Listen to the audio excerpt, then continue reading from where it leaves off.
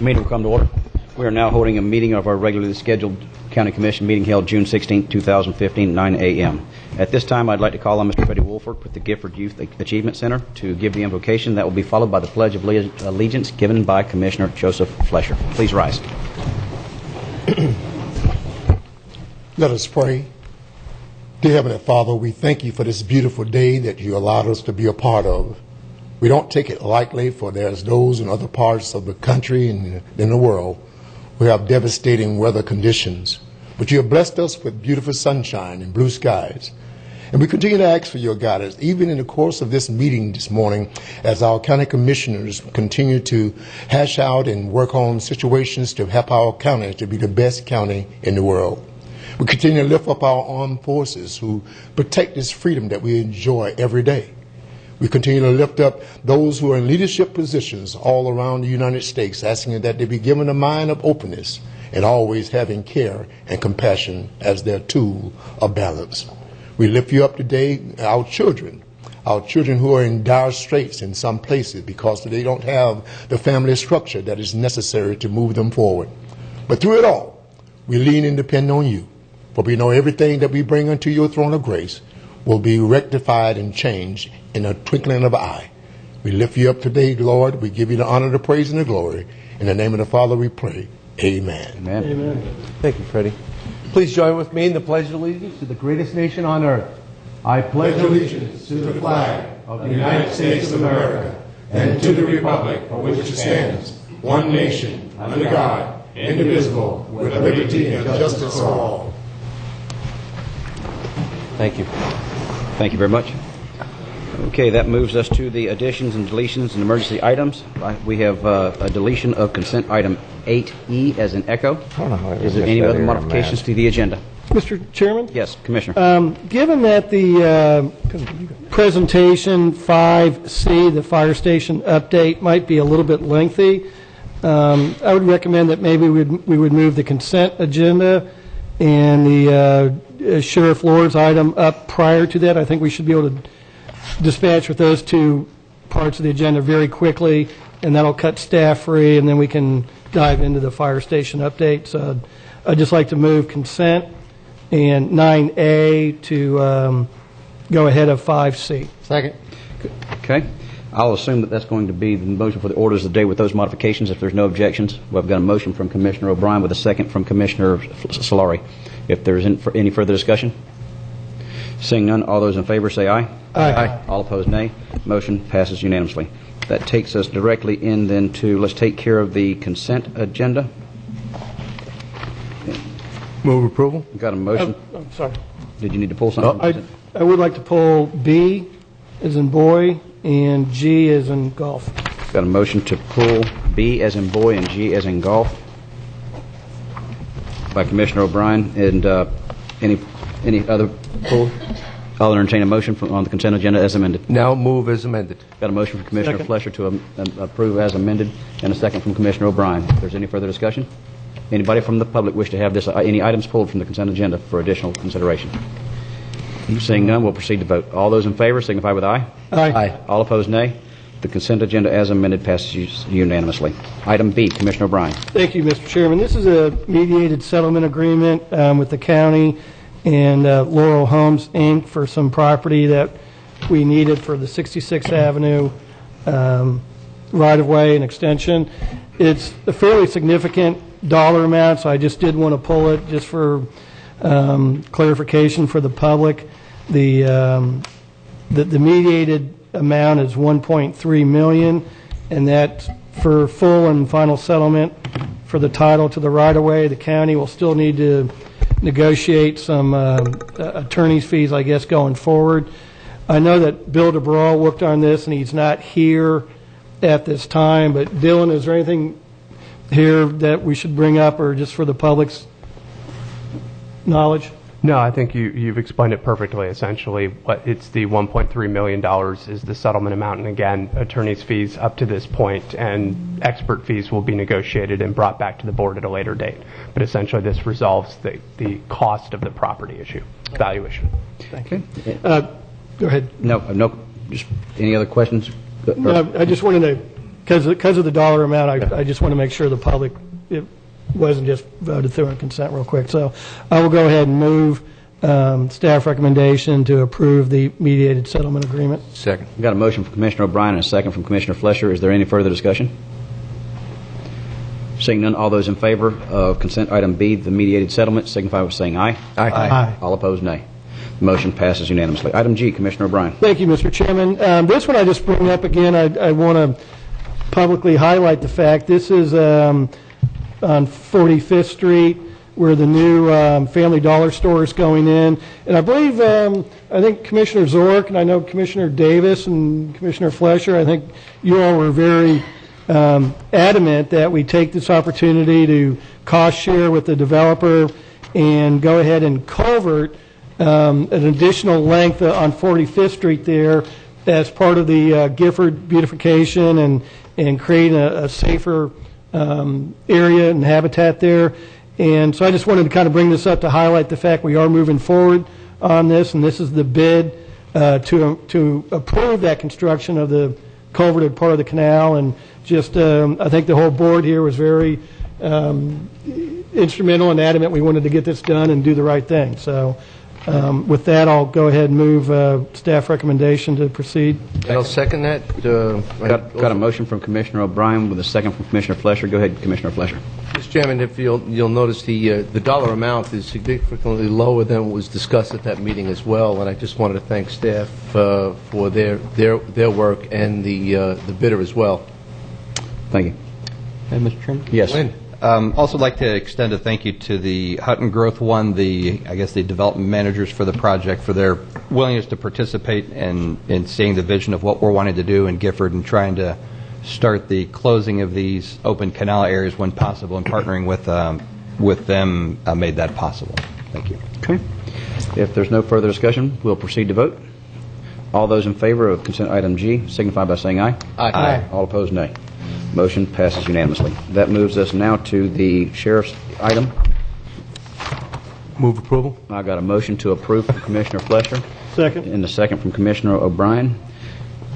Is there any discussion? No. Thank you. Seeing none. All those in favor say aye. Aye. All opposed, nay. Motion passes unanimously. Thank you, Sheriff.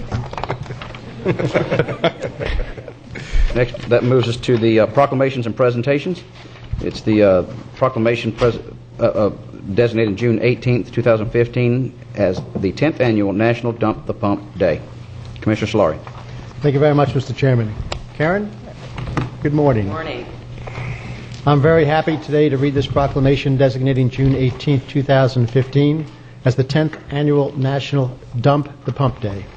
Whereas June 18, 2015 marks the 10th Annual National Dump the Pump Day as a day to encourage people to ride public transportation, as public transportation powers community growth by driving economic development and revitalizing neighborhoods. And whereas every $1 invested in public transportation generates approximately $4 in economic returns. And whereas public transportation is a $61 billion industry that puts people to work, directly employing nearly 400,000 people and creating hundreds of thousands of private sector jobs. And whereas nearly 60% of public transit trips are work commutes. And whereas people who ride public transportation can save, on average, more than $9,394 per year based on today's gas prices, the cost of owning a car, and the average unreserved parking rate. And whereas U.S. public transportation use saves 4.2 billion gallons of gas annually, and whereas public transportation use in 498 urban areas in the United States saved 865 million hours annually in travel time and 450 million gallons of fuel. And without public transportation, annual congestion costs would have risen by nearly $21 billion from $121 to $142 billion. And whereas Indian River County declares by using public transportation, people save money, help the environment, and improve America's quality of life.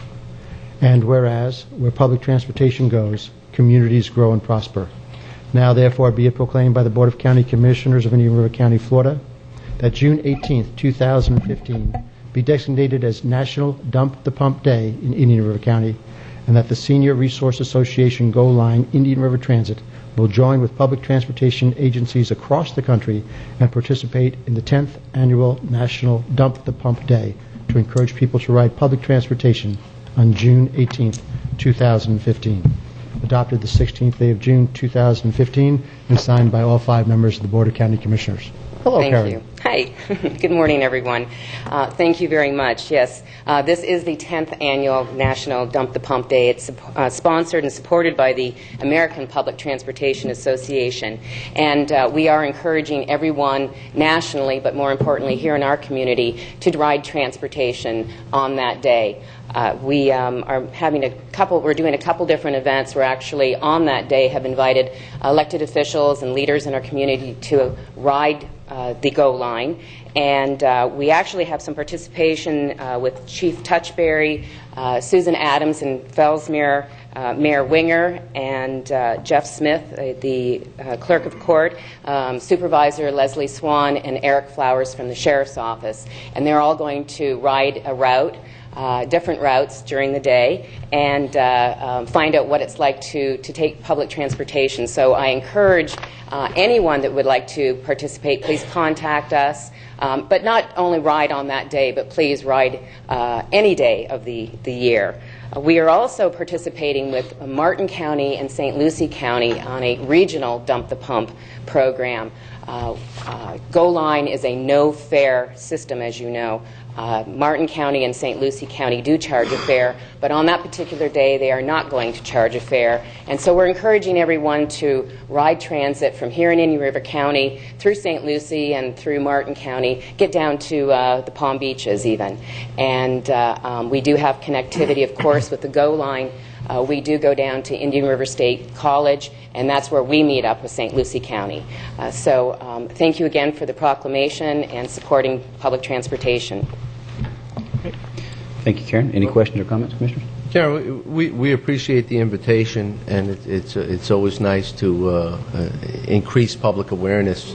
I just want you to know that myself and I think several commissioners have ridden the transportation unannounced and in different routes, and I can say for myself that I find the drivers that I've made contact with or did not make contact but had the opportunity to ride on their vehicles, they were polite, courteous, informative, on time and prompt, and oftentimes when people are taking public transportation, they're saying, well, we're waiving some convenience because we may not know if you time your shopping right, if you time your visits right. The Go Line has been absolutely stellar as far as getting people from one place to another safely. So thank you. Thank you very much. Mr. Chairman? Yes. Yes, also want to say thank you for the great service that Go Line provides, and I am a recent rider. Do you have any idea of the projection numbers of how many riders we may exceed last year's? Last year's number was a record number, and the number we're going to have a record number. Well, it's going to be over 1.2 million. I am anticipating this year. At this point, I believe we're at about an 8% increase over last year. Great, thank you. Any further discussion? I just wanted to add that we need to take a look at the bus shelter at the Fellsmere stop over at the adjacent to the cemetery. Yes. It needs some special attention. I've heard about that, and yes, Okay. we are working on that. Thank you. Thank you. Appreciate that. Any further discussion? Thank you very much, Karen. Thank you.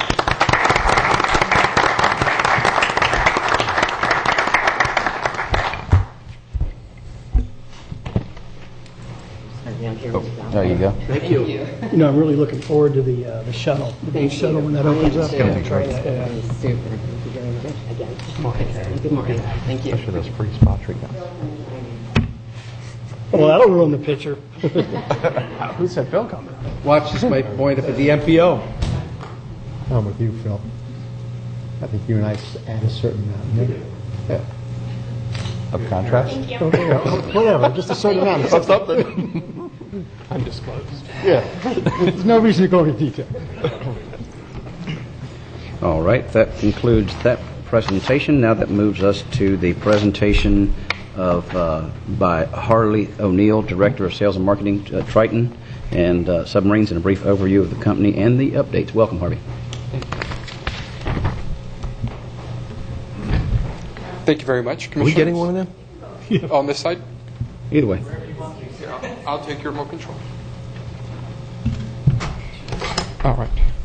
Thank you, Commissioners.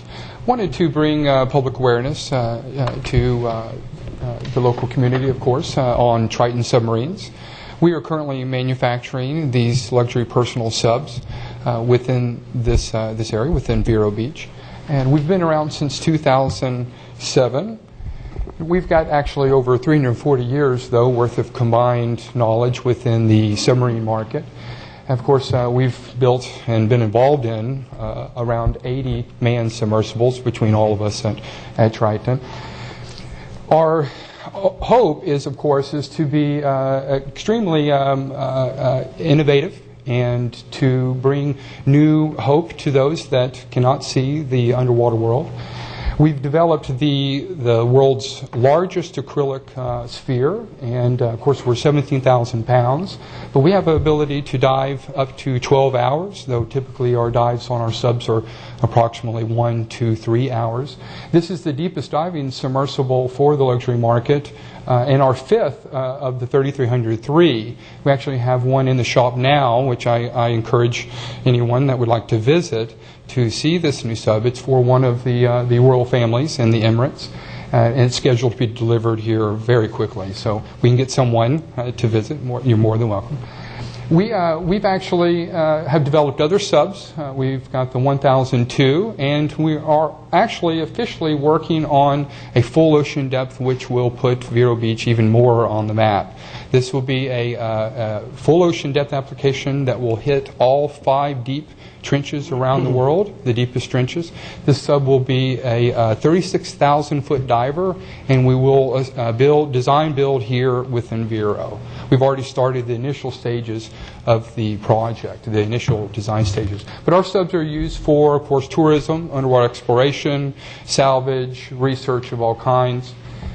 And of course, this is our 3300, our fifth 3300. We just recently returned from the Bahamas. We did our ABS interim certificate checkout. We dove this particular sub, just 2 weeks ago, down to 1,000 meters 5 times. We did 59 dives actually within a 2-week period, more than anyone could possibly imagine. As you can see, we've outfitted this one with manipulation arms and high impact lighting. Of course, this is an underwater shot of our 3300. And this is our 1002. This is a recent shot taken over the top of one of the wrecks outside of Stewart's Cove. And of course, underbelly shots and how we dive. And I'm trying to move quickly because I actually want to show you a few ideas that we're working on. We've actually got involved in almost all waters around the world. Recently, actually, through Discovery, we've done a couple of documentaries with them. Our subs have found the largest squid in the world, and of course, that's hit the monsters of the deep, and you can see that online. And of course, our president has over 10,000 dives. This is actually both our 1002, but you can actually see his personal sub to the left, a Perry sub. It's very exciting. A group of men. Everyone within Triton is extremely influential for underwater exploration. Our idea, of course, is to standardize this type of product and bring more of visibility and opportunity for those looking to explore reefs and wrecks and to get involved with their marine life. We actually at Triton do not own our own submarine. We build to the specification of our clients. And these are luxury clients typically that own large mega yachts, and these subs are used on the back part of their projects. But they're intermingling the yachts and the subs in with research programs, finding World War II wrecks, diving over the top of Civil War wrecks, and so it's part of their packages. We actually are looking, and part of one of the reasons why I'm coming here today is to look at ways that we can find an opportunity to build a sub for the Vero Beach community. We have every group from History Channel, Discovery, Daily Planet, of course, all the other Smithsonian groups that you can imagine. and NOAA organizations, all focusing on us as Triton. And it could bring a lot of attention to Vero. Unfortunately, when we build a submarine, we actually are shipping it away to the client, and then that local community within their region are enjoying the benefits of the experience. Whereas here locally, we do not have such. So again, we're looking for ways of bringing more of a route ground to Vero and to find ways to stick it out for the long haul. This is our full ocean depth, actually. You can see everything's vertically flipped. This is for quick descent and ascent application. Actually, I believe our FOD will soon turn into a either titanium or aluminum sphere. But you're looking at, of course, the initial design stage of what will make history and will be developed here locally. And again, I want to thank you. If you want to visit TritonSubs.com, you're more than welcome. Of course, the impact is even bigger if you come and see us. And I would love to show you around and give a couple of selfie photos around the sub if you like. Okay.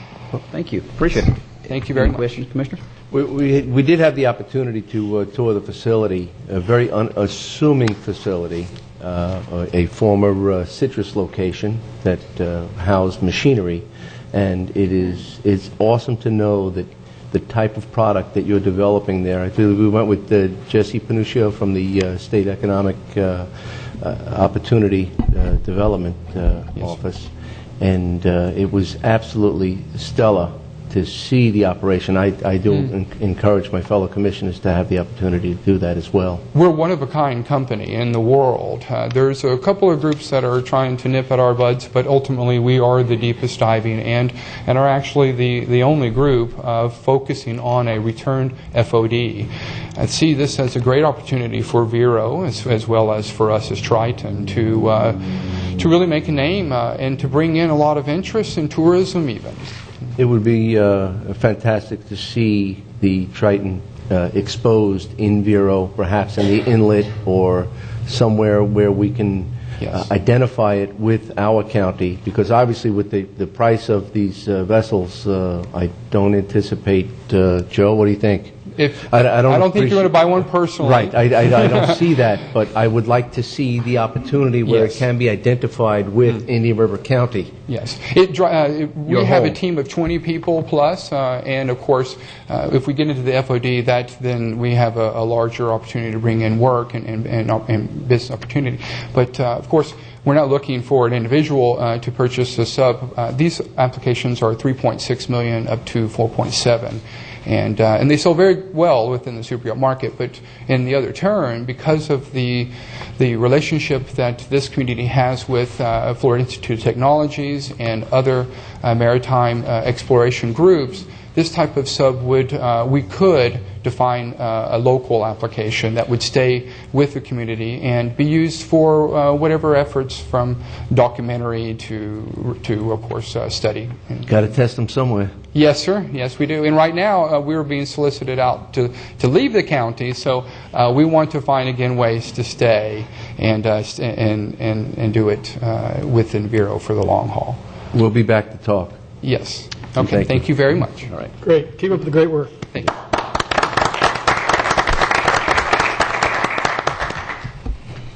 Okay, that moves us to our next presentation, which is the fire station update. Turn this over to, I'll start with Mr. King. Welcome, John. I'll take it. For the record, Jason Brown, County Budget Director. Today, we would like to provide an update to the Commission on the fire stations. As you're aware, we've had 4 stations where there were some issues identified and concerns about mold identified. As you know, County Management's been moving forward as diligently as possible to address any potential issues out there and remediate where that action is necessary. We've enlisted the help of numerous experts. A lot of testing has been done at the stations, and staff is not. We're not experts in this matter due to the importance of the health of our firefighters and the technical nature of these tests that have been done. Staff does not have the expertise to kind of to report on those, so we have brought forward an expert witness, a toxicologist, Dr. Kelman. I have with me today also John King, Emergency Services Director, Brian Burkeen, Beth Martin, our risk manager, and Mark Hill, our outside workers' comp attorney.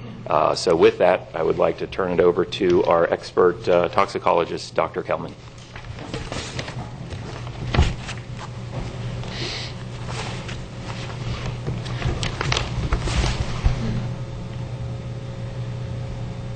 I'd like to start by introducing the group that has worked on this and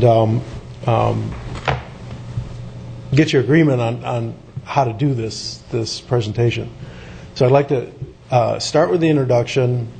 I'll introduce myself a little bit more to give you an idea of what we've done and what our expertise is. There's a couple of biases that you should know about that I have. And then I'm going to talk about health effects of mold and mycotoxins and bacteria and endotoxin. I would prefer during the presentation if there's a clarification point that you need. I try to be very clear, but it doesn't always work that way. Please interrupt. And we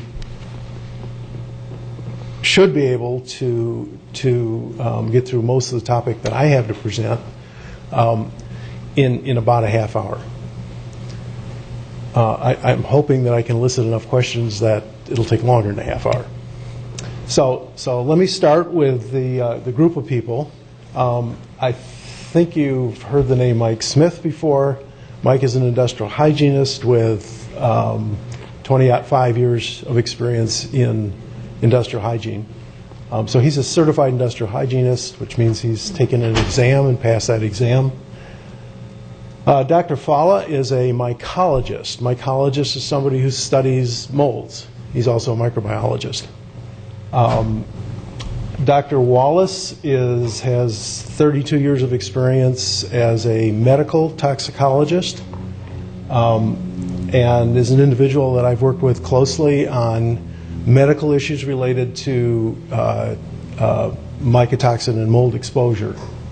And Dr. Tucker holds a toxicology degree and is board certified in emergency medicine. And I work with her on some of the clinical issues associated with mold and mycotoxins also. I do have some notes, which I apologize for, but there's too many different subjects. I want to make sure I didn't skip anything. Doc, could you just, pardon the interruption, could Sure. you explain the designations next to your name? Certainly. Because everybody else got that opportunity, but you didn't. Well, and actually, yes. So the designations, the first one stands for Diplomat of the American Board of Toxicology. That's a board certification in the U.S. that's internationally recognized and involves taking an exam, and it's very analogous to a medical board. ATS is, I'm a fellow of the Academy of Toxicological Sciences. That's another board certification within the U.S. ERT stands for European Registered Toxicologist. The Europeans don't do things the same way we do. They have registries instead of boards. And I'm registered in the United Kingdom and also in continental Europe. Thank you. I've been practicing toxicology for a little more than 40 years. I started when I was 13, so. I got involved with the issue of particularly mold and mycotoxins in indoor environments in 1998. So that was 17 years ago. And at that time, the Centers for Disease Controls had identified a particular mold, Stachybotrys chartarum, which they suspected was associated with bleeding lungs in infants. So you can imagine that's pretty alarming, and there was a lot of work that went into that, and I'm going to talk more about that investigation a little later on in the presentation. In 1999, I was asked by one of my partners to participate in a critical review of the literature to that point of mold and mycotoxins in the indoor environment. And we published that critical review in the scientific literature. And in 2001, I was asked by the American College of Occupational and Environmental Medicine to help them with a position statement on mold and mycotoxins in the indoor environment. The purpose of that was to give their physicians a starting point and an anchor when they were dealing with patients from those environments. I did that position statement with a retired assistant surgeon general and also a physician by the name of Andrew Saxon, who most people haven't heard his name, but he was the senior investigator in the laboratory that discovered AIDS. And much of the findings that we presented in that position statement still hold true today. And I'll be going into those in more depth. I was also a professor at New Mexico State University for 21 years, and I've spent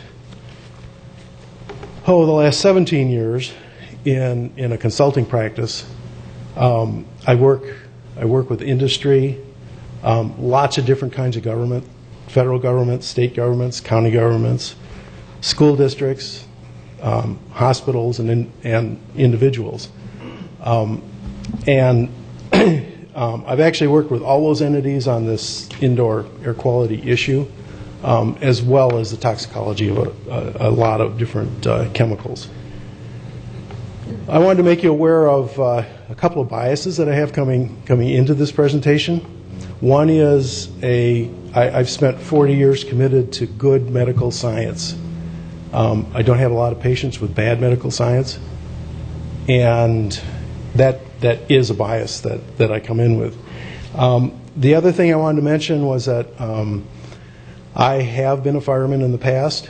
I worked for the National Park Service in a firefighting capacity for both forest fires and structure fires.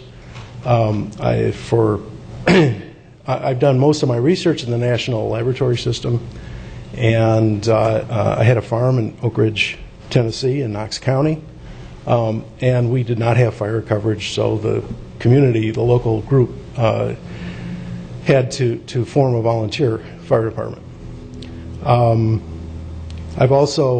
I have a particular respect for firemen and for what they do, and I think that we have very few professions where we call on the members of those professions to be heroes. And I wanted to conclude that part just to remind you that most of the people running into the World Trade Center were firemen. So I'm actually feel quite protective of firemen's health. Let me start by saying I'm here to discuss human health effects from mold and mycotoxins, mold spores, and bacteria. So mold and mold spores are present everywhere. They're actually fungi, of which mold are a member. The kingdom of fungi constitutes about 25% of the biomass of the earth. And without molds, we would just be piled high with vegetative matter. So they're the primary entities that digest vegetative matter. The air that we breathe is a virtual jungle of mold spores. And particularly down here in Florida, there's no place you can go that doesn't have some type of mold spore in the air. So mold on the inside in an indoor environment is actually not an unusual occurrence.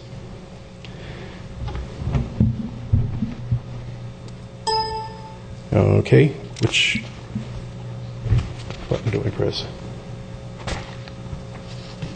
Well, there's 4 buttons and I managed to press not the right one. There's a concept in industrial hygiene called an exposure pathway. In order to be exposed to something, it has to gain access to our bodies. And the exposure pathways that are important or potentially important for mold and mycotoxins and bacteria are ingestion, eating, inhalation, and dermal exposure. So let me say that dermal exposure for mold is not particularly a great adverse health effect. There are some molds, there are some case studies that show that if you have contact with a lot on your hands, you can get a dermatitis, meaning a reaction from the hand. But it's pretty localized. Mycotoxins, all of the recorded adverse and recognized adverse effects come from eating mycotoxins. They're actually a very important source of loss to the livestock industry and responsible for some of the great plagues of Europe. And finally, the way that we're normally exposed to mold and mold spores is through inhalation.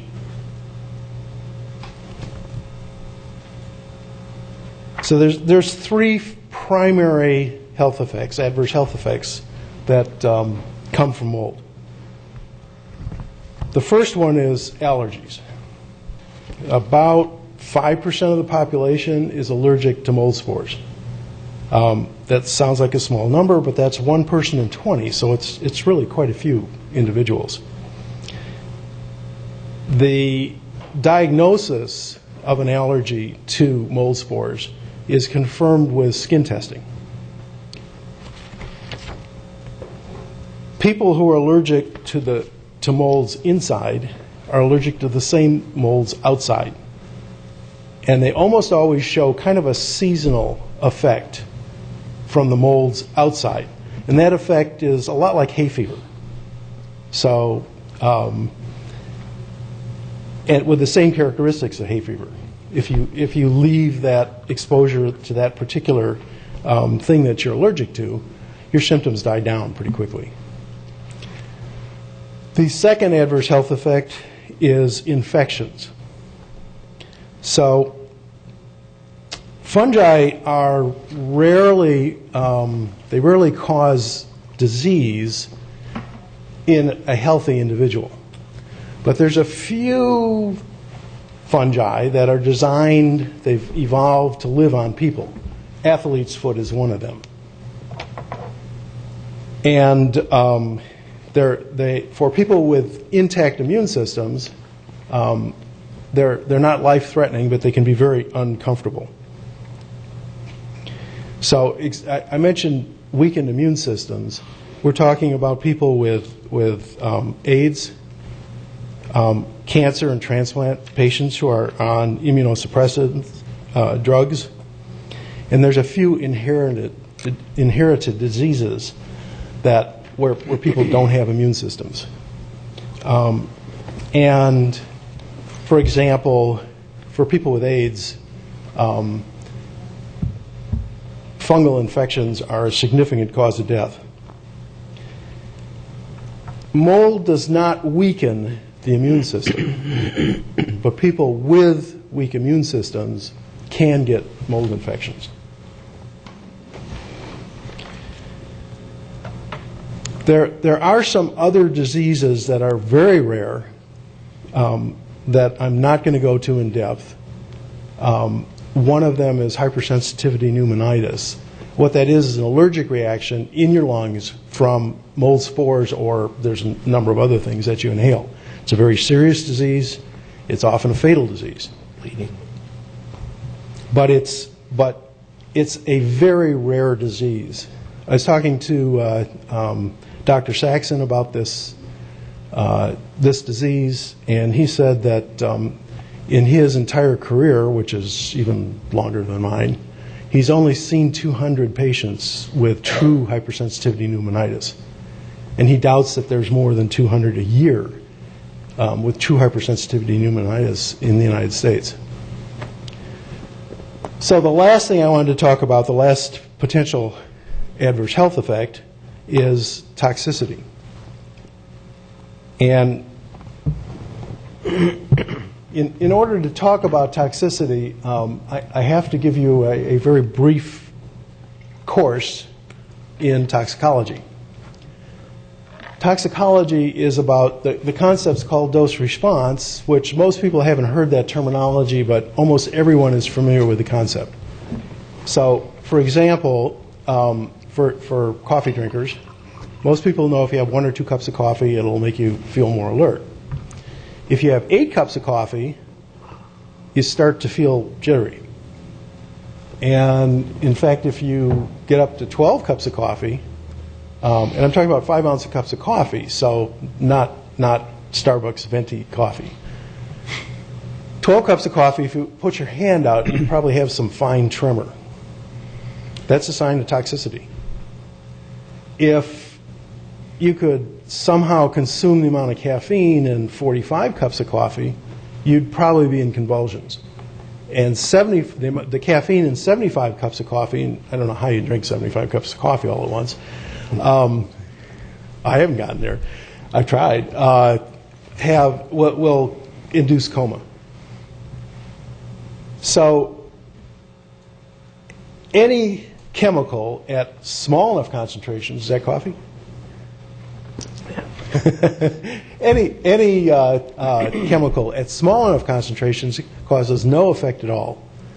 And any chemical at very high concentrations can be fatal.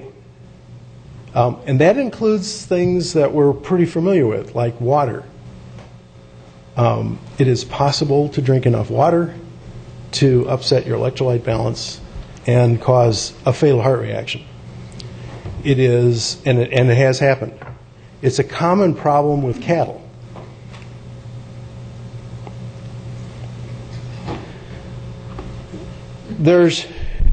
You've probably all heard of toxic mold, toxic whatever. I wanted to talk about toxic table salt. That's the kind I put on my eggs this morning. Salt, a quarter a cup of salt is a fatal dose for most human beings. It's not very much. A tablespoon is a fatal dose for an infant. But I've never asked anyone to pass me the toxic salt. So the term itself it really has no meaning. There is a similar term called toxigenic that's used in reference to mold. Toxigenic mold is mold that is capable of producing a mycotoxin. It doesn't happen all the time. It doesn't, in fact, nobody knows really what circumstances or what the purpose of a mycotoxin is. But toxigenic is not the same as toxic mold. Mycotoxins themselves are, they're called a secondary metabolite. That means they're not required for life.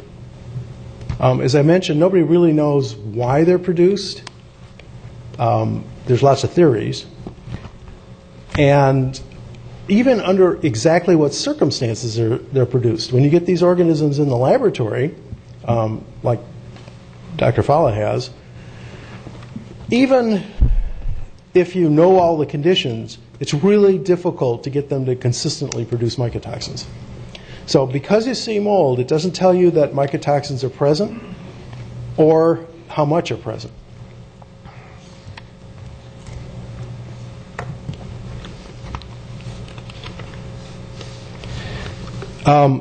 Human toxicity from molds has been documented only following consumption of mold. In other words, eating it. And I mentioned earlier some of the great plagues of Europe occurred in the Middle Ages from people eating moldy bread. One of the organisms produces a mycotoxin called ergot, which causes vasoconstriction in the peripheral circulation, and those people would lose their limbs. So mycotoxins can be exquisitely toxic at a sufficient dose.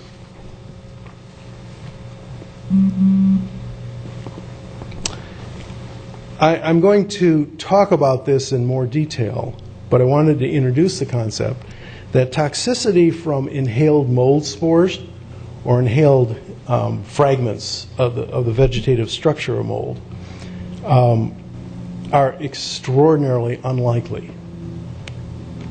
And the reason is that mold spores are so small that they just don't have enough mass to contain enough mycotoxin, if it should be present, to cause an adverse effect. So to give you an idea of how small a mold spore is, the largest mold spores, if you took 20 of them and stacked them up, would be about the thickness of a piece of paper. So these are very, very tiny organisms. I guess I've used the term spore, and I really should define that for you. Spores are the equivalent, they're not identical to seeds, but they're the equivalent of seeds for mold. And in fact, the way the mold structure looks, there's the equivalent of a trunk and branches and roots. They have different names, but the way mold grows is very similar to other plants, or to plants, except that they don't have any, they can't manufacture their own food. So they have to have a food source. In order to get mold growth, you have to have oxygen, there's no lack of that, moisture, and a food source. A lot of building materials, all cellulose-based building materials, can be a food source if there's moisture. There's a mistaken idea that is actually quite prevalent, that somehow mold infects building materials. What really happens is mold spores are everywhere, and if you have a wet building material that's made out of cellulose, the mold spore can land on that moisture, and then there's enough for the mold spore to germinate and produce mold. So it really doesn't infect anything. The mold spores are already there. And of course, the secret to avoiding mold growth indoors is to keep things dry, which in a climate like we have here in Florida can be quite a challenge.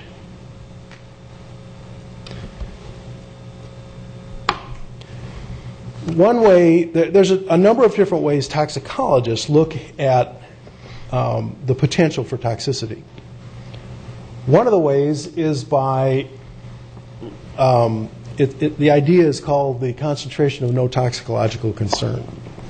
And what that is the smallest concentration of any, or actually it's the largest concentration of any chemical at all, which can cause an adverse effect for someone living their lifetime in contact with that chemical. So the actual concentration of no toxicological concern for a chemical, it's the same for all chemicals, is 30 nanograms per cubic meter, which is an incredibly small number.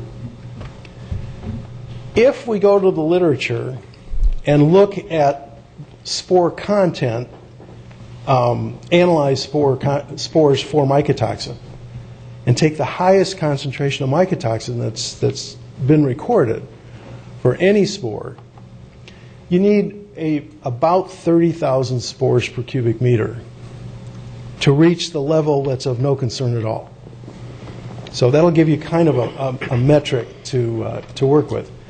The highest concentration of spores in the air that were measured by AMIC was about 1,800 spores per cubic meter, or 17 times lower than the concentration that would be of no concern at all from a toxicity standpoint. Now, the reason I picked the concentration measured in the air is if you remember those exposure pathways we were talking about, mold growing on a wall is aesthetically not pleasing. It may smell bad, but unless it can reach your body, it can't cause an adverse health effect. And remember, the primary way of doing that, unless you're eating the building materials, and I don't know of anybody that actually does that. They don't do it. The route of exposure would be through inhalation.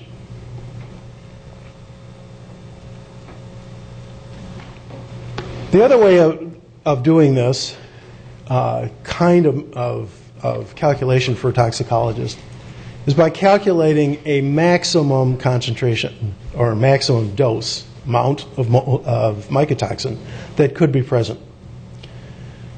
So this involves some very small numbers, and before I throw the numbers at you, which I promise I'll do only very briefly, the idea would be the same as if I wanted to calculate what's the shortest time I could take to drive from Seattle to Miami. And in order to do that, I'd put some suppositions in that couldn't actually happen. So the first thing is I look the distance up, it's 3,300 miles. And I'm going to pick a number that is faster than I could actually drive it. And that's 100 miles an hour.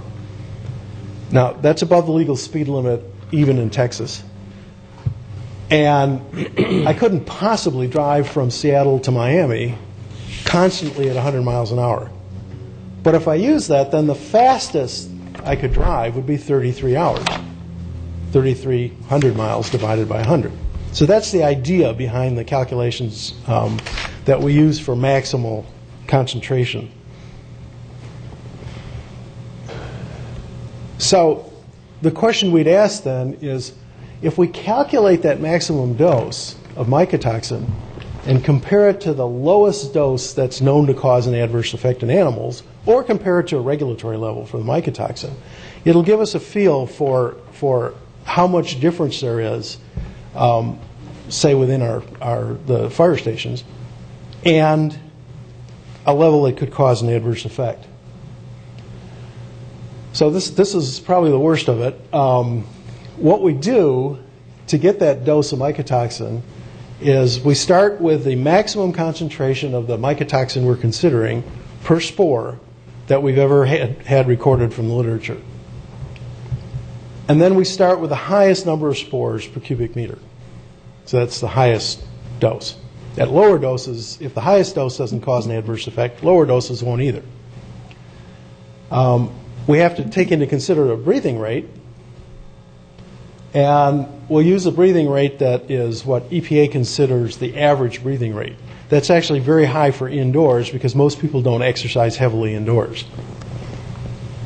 We're going to use the fraction of spores that are retained in the lung, and for purposes of these calculations that I'm going to show you, I assumed everything you breathed in just stayed in. Now, we aren't really little vacuum cleaners, but for purposes of this maximum calculation, I'm going to assume it all stayed in. And I assume that we're talking about 24 hours a day. So you're in the environment all day long. You never go outside. And then the final calculation would be the body weight of the individual who's been exposed. And for the calculations I'm going to show you, we assumed an average body weight. So you come up with numbers like this, which are pretty hard to visualize. And what we want to do is compare, if you look at the first line for fumitremorgen, This is a neurotoxin. It causes tremors in mice. And the maximum dose that we'd calculate is 4 times 10 to the minus 9, which I have no intuitive feel for at all because it's so small. And the effects level that you'd find in mice would be 6 times 10 to the minus 2. And the term of art is between those two is called a margin of exposure. Now, despite the fact I work with numbers a lot, I don't have any intuitive feel for numbers that small. Probably the only one I have any kind of feel for is the mycotoxin B1, or I'm sorry, the aflatoxin B1, where the margin of exposure is about 57. 57 I can start to grasp. So it's easier to look at these differences if you can use a visual example. So for fumitremorgen, which was the first line that I showed you, if you could imagine that the maximum dose that could be present would be the thickness of a piece of paper. The dose that causes, the first dose that causes adverse effects in animals would be 4 Empire State Buildings stacked on top of each other. So we're a long ways away from a toxic dose. How many pieces of paper? 1. But how many to get the mouse sick? 4 Empire State Buildings stacked on top of each other, including the antenna. And it hadn't been to New York, Wesley? That's a tall building. Okay. Just trying to help. I've never hunted there. No, I get it, but you haven't. If we consider another mycotoxin, which is satratoxin H, which is found in Stachybotrys, it's a trichothecene, which you're going to hear about more in a bit. If that maximum dose is the thickness of a penny, then the dose where you would get an adverse effect is 8 Shack-O'Neills stacked on top of each other. It's like the Empire State Building. And I'll give you only one more example, and that's with a different kind of trichothecene called a trichoveryl. And again, if the maximum dose was the thickness of one piece of paper, the dose at which you'd see an adverse effect in animals would be 4 Cinderella castles stacked on top of each other. So that always helps me in the visualization. The reason I'm using animals, the lowest adverse effect in animals, is because we don't have human data. We don't experiment on humans, so you can't get a good dose-response curve. But we do regulate aflatoxin. That's the only federally regulated aflatoxin in the United States. And you're not allowed to have much aflatoxin. What's called the sensitive target is considered to be a child eating a peanut butter sandwich.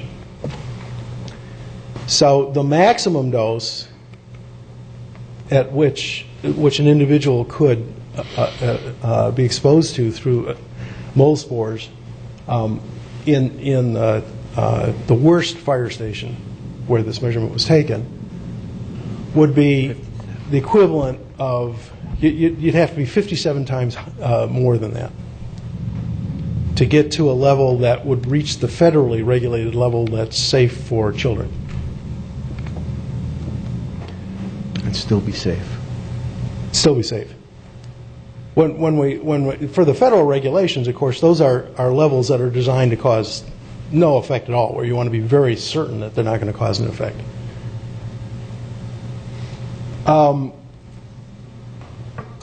I mentioned Stachybotrys. That's the famous black mold. Now, there's actually, if you look at mold and it's black, there's many species it could be, besides Stachybotrys. But Stachybotrys is famous, Stachybotrys sartarum, because, and I had mentioned it earlier, there was a suspicion that it caused bleeding lungs in infants. The CDC investigated this very thoroughly. They had a internal review panel that looked at the research that went into that conclusion, and then they convened an external review panel to do the same thing. All the panels came to the same conclusion, and that was the exposure to Stachybotrys and bleeding lungs in infants didn't hold up. It's one of the few retractions I've ever seen the CDC actually publish. But it was good science.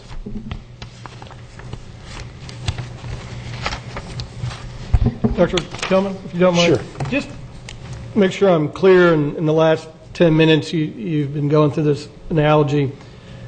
So what you've presented, as I interpret it, is that based upon the samples from the Indian River fire stations, the maximum exposure level has been the equivalent of a penny or a sheet of paper, and then the minimum level to cause or not even cause, but still to be in a safe level, would be multiples of Empire State Buildings and Shaq O'Neill's. Is that correct? That's really close. Actually, except for the aflatoxin, which was federally regulated, right, those would be the lowest levels that cause an effect in animals. Okay. So basically, from the samples you took, the level of mold spores is ridiculously below a level that may even begin to think about causing an adverse reaction. Is that correct? From a mycotoxin, yes. Okay. And then just kind of making sure when we take these mold tests, they're kind of like a one shot in time. You go on a day, you take a sample, and the maximum was 1,790. Is there any type of curving or spiking of mold spores where, you know, on a full moon, more mold spores are released, and if you don't sample on a full moon day, you might be missing the peak number? Or is it more of a steady state of if there's mold in the building and there's a constant rate of mold spores being released? So when you take that one sample and get that 1,790, would that be the same number you would get if you came back a week later and another week, and or would there be a fluctuation? Are you looking at my notes? Actually, the next thing I was going to bring up is the weaknesses of measuring mold in air is that you only get the sample for the length of time that you did your sampling. So, and that's usually certainly less than an hour. It's a matter of minutes. Right. But remember that the calculations I showed you assumed you're living in that environment all the time. But the answer to your question is you certainly do have different levels at different times. What's, from a toxicology standpoint, what we think about is how much mass could you inhale from that spike? And if you had a thin spike, in other words, rapidly going up and going down, again, you'd be inhaling very little mass because it's such a short duration. So the air sampling is by no means perfect, but it's the best we've got. Settled dust, sorry about that. Settled dust, meaning taking a sample off a surface, has never been shown, and EPA has been trying for decades to come up with a measurement that would reflect exposure, and they can't do it. The instrument, the approach that they use is still considered experimental. EPA itself does not consider it to be predictive. So it's not a perfect measure to measure mold spores in the air. If we'd have come up with a measurement of 100,000 spores per cubic meter, that would be of some concern. The other thing to remember is I'm talking about mycotoxins, poisoning. For people who have allergies, it's a different story. The dose response, if you think about it that way, is much different for allergies. So, and nobody knows what that threshold is for allergies. So individuals certainly can be allergic to that mold, which is not a pleasant experience. It's not life-threatening, but it's not pleasant. Those same individuals will show seasonal hay fever-like symptoms because remember, all the mold indoors comes from outdoors. And so during the season where that particular mold spore is increased outside, and you can get measurements as high as 100,000 spores per cubic meter outside, those individuals will really suffer. For patients that are, the term is atopic, meaning they're allergic to a lot of things, the recommendation is that they get tested to find out what they're actually allergic to. And it can be, mold actually is not a very good, the term is antigen, meaning it causes, elicits this reaction, allergic reaction. A much better antigen are dust mites, which grow in moist environments. And a lot of people are allergic to dust mites. And again, so it's very important for somebody who has an allergy to get tested. So because the best way to deal with the allergy is to avoid the exposure. There's some other treatments, but the best way is to avoid the exposure. Now, if it's outside, you can't avoid it. Then you have to look at other things. Going back to there's a couple terms that are actually kind of confusing that I wanted to introduce you to. Poisoning from a mycotoxin is called a mycotoxicosis. It's probably the last time I'm going to say that. Fungal infection is called a mycosis. It's really unfortunate the two are so close together because they mean completely different things. There's been a number of learned bodies that have looked at the issue of toxicity and infection and allergy from indoor environments, mold spores that grow on building materials. And the conclusions have been remarkably consistent. So the American College of Occupational and Environmental Medicine came to the conclusion that mold spores from building materials do cause allergies. They don't cause infections, with some rare exceptions. And they don't cause toxicity. The Institute of Medicine, which is part of the National Academies of Science, and is recognized by most individuals as the highest medical authority in the country, came to the same conclusions. Certainly can have allergies. Those organisms don't cause infections in healthy individuals, and inhaling those mold spores are not going to cause toxicity. The American Academy of Asthma, Allergy, and Immunology came to a similar conclusion. The Academy of Medical Toxicology didn't evaluate anything except toxicology. They came to the conclusion that inhaling mold spores in an indoor environment is not going to cause toxicity. And the World Health Organization looked at the same issues and came to the same conclusions as the Institute of Medicine.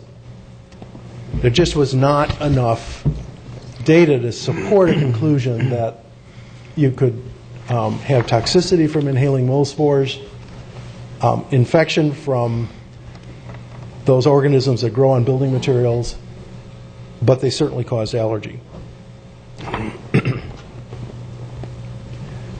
So we had 5 major scientific medical organizations that reviewed the evidence for effects of mold spores. That review extended over a 7-year period, and they all came to the same conclusions. Now, the last review from the World Health Organization was conducted in 2009.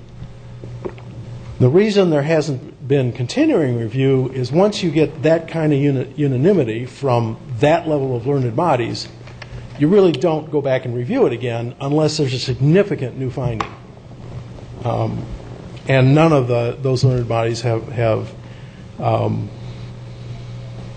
elected to go back and look at the issue again. At this point, I really have to talk about urine testing for mycotoxins. The CDC just recently issued a bulletin on mycotoxin testing using urine. And the conclusion that they have come to is that persons using direct-to-consumer laboratory tests that have not been approved by FDA, none of these have been approved by FDA, for diagnostic purposes, and their healthcare providers need to understand these tests might not be valid or clinically useful. That's as strong as CDC ever comes out. This is a sample from a website. It's none of the firefighters here. And this assay that's used has some significant limitations. And it's really important to understand those limitations. The term of art that's used is validated versus unvalidated tests. These are all unvalidated tests. The reason is, and if you look on the first column, it lists individual mycotoxins. In any clinical test, that clinical test has to be reproduced by other scientists in other laboratories. That's one of the hallmarks of good science. Anybody can repeat it if they do the test correctly. You'll see there's a list of mycotoxins up there. There is no data published that allows anyone else to reproduce these tests. What's called the gold standard for validating a test is a mass spectrometer. These tests are done with a different kind of assay. The acronym is ELISA. I just don't have enough time to go into detail on the technical parts of the test, but they don't directly measure the mycotoxin. They have an antibody that binds the mycotoxin. So it's absolutely essential to show that they're actually binding the mycotoxin that you are trying to measure, and that hasn't been done. The other part of this is there's a number that's given with the mycotoxin. Actually, there's one other issue about measuring the mycotoxin. When you ingest a mycotoxin or inhale it, it's metabolized by your body very quickly. The longest half-life I know of is a very few days, a little more than a day. And the shortest half-life is minutes. When something's metabolized in your body, it means it's changed to a different form. So the mycotoxin itself, there's no way it can be excreted. It's a metabolite. But that's not the way this is reported. And finally, there's numbers that are associated with that. Now, again, nobody's been able to reproduce those numbers.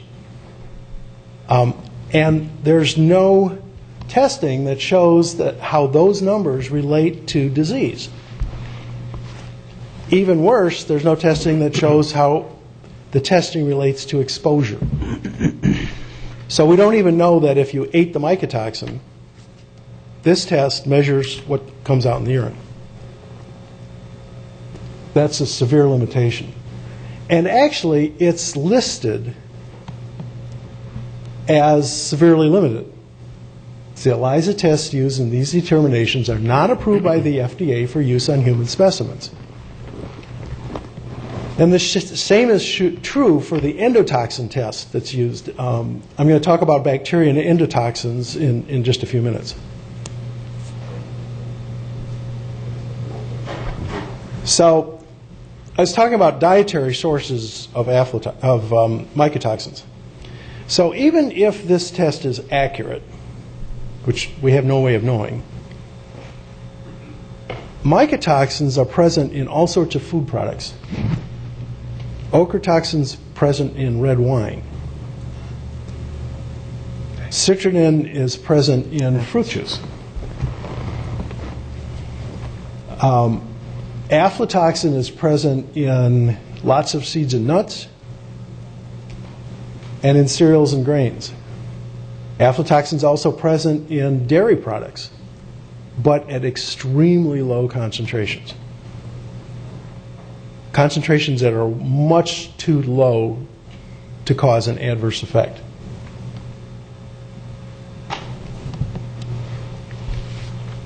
The numbers that are given have to mean something. So if they don't reflect exposure, they should predict disease. And the example I chose here were cholesterol tests. I know at my age I have frequent cholesterol tests, not all of which I pass. But there's a number that's associated with it. So to give you an example, if you look at the very bottom, well, let's look at the LDL, which is considered the bad cholesterol. If you have a reading that's above 190 milligrams per deciliter, that's considered very high risk. And the reason it's considered very high risk is because people get heart attacks and their arteries get clogged up when they have that level of bad cholesterol in their blood. So that's a valid clinical test.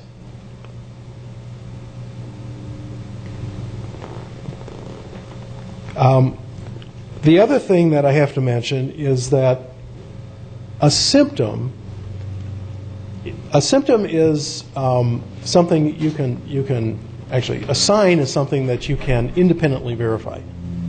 So, and I'm going to use itchy, watery eyes. So a physician can look at your eyes and say, yeah, they're bloodshot, you're tearing, something's going on. It doesn't necessarily mean it's an allergy. It could be a viral infection. It could be a foreign body. You got something in your eye. It could be pink eye, which is another form of infection. So because you're showing something that's externally observable, doesn't, in this case, mean it's an allergy. Could be. But it needs to be independently verified. And of course, the reason for that is if you've got an eye infection, you need to be treated with an antibiotic. Whereas if it's an allergy, the antibiotic won't do any good.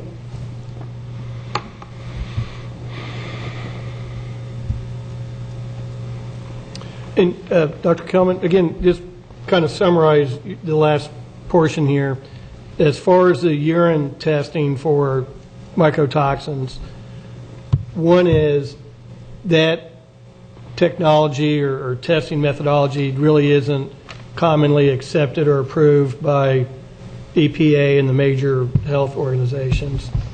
And two, even if some of those toxins are found, they're very commonly found in other food items, peanuts, corn, almonds, milk, wheat, barley, coffee, wine, rice, that it's not a good indicator that it could have been from a mold issue because they're so common in other foods. Is that correct? From an indoor air exposure, yes. That's exactly right. Okay. Thank you. So far everything I've been talking about is background to give you an idea of how to put things in context. By the way, something that wasn't mentioned was the charge I was given when I looked at the literature and came in to give you this briefing. I was given no direction at all. In fact, I think the exact words is just tell it like it is. So I'm not here to advocate anything other than good science. Or the other way of saying it is, I don't have a dog in this fight.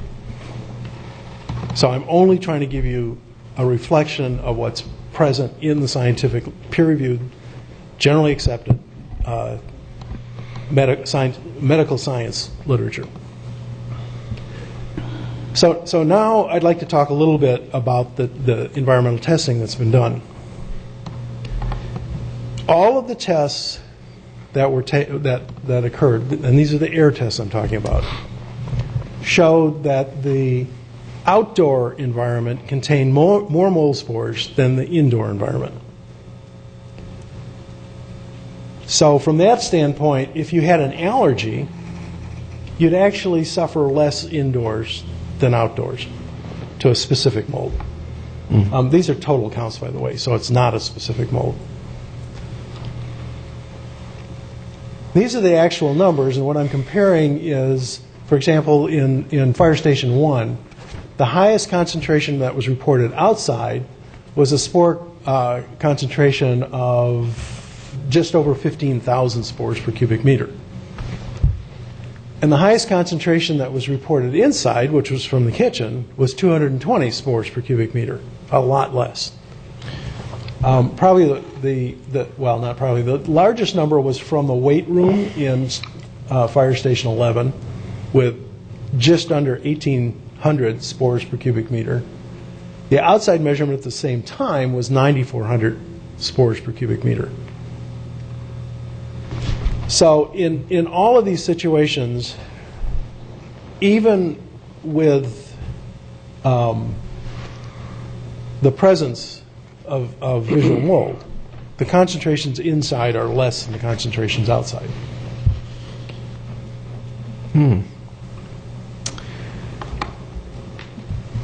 There were two technologies that I looked at that were used in these measurements. One of them was a micrometer.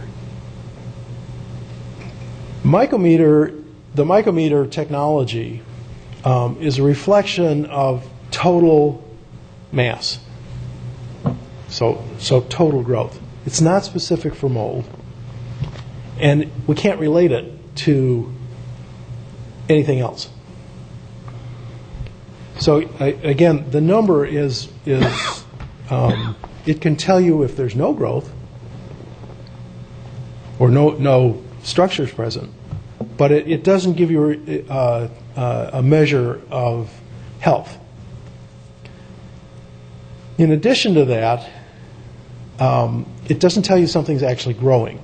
It's only that the organism is or the total vegetative structure is there. In order to tell that something's growing, you have to look at it under a microscope. So the usefulness of the micrometer is if you had, for example, well, it would tell you if you had a stain on a wall, whether it was due to vegetative growth or not, or vegetative presence, but that's about all.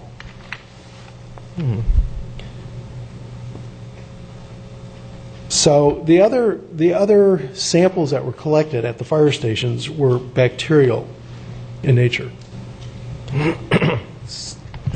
Bacteria, like mold, are present everywhere. But unlike mold, the primary source of bacteria inside are people. They come from our bodies.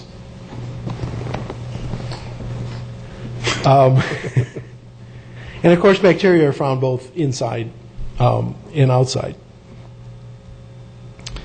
The bacteria that were identified in the samples are a normal part of the indoor environment.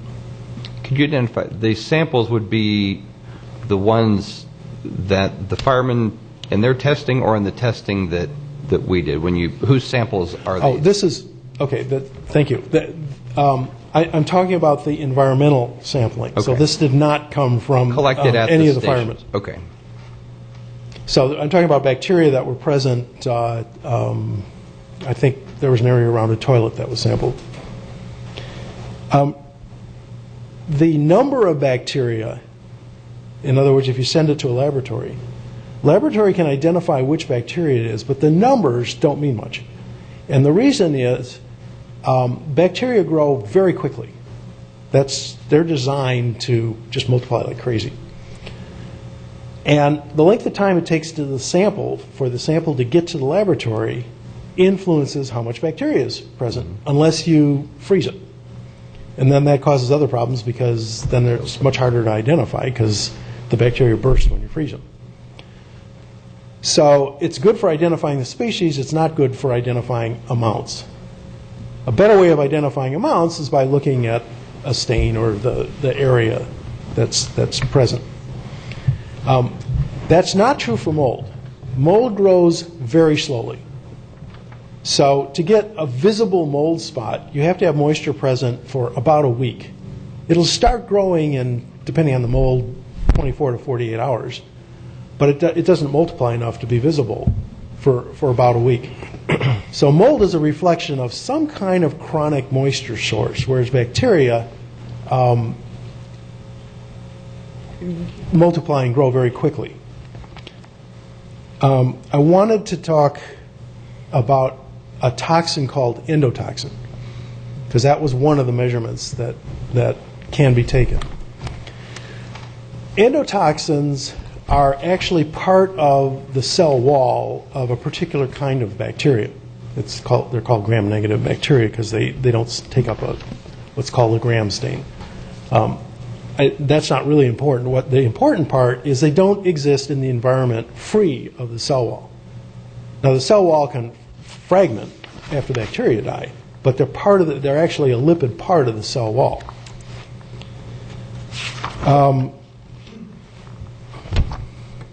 Typically, people defend themselves against bacteria really well.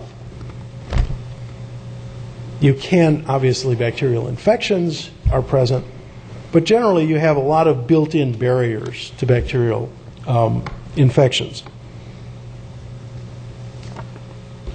People with compromised immune systems, meaning AIDS patients, people who are on immunosuppressive drugs, or people who are born without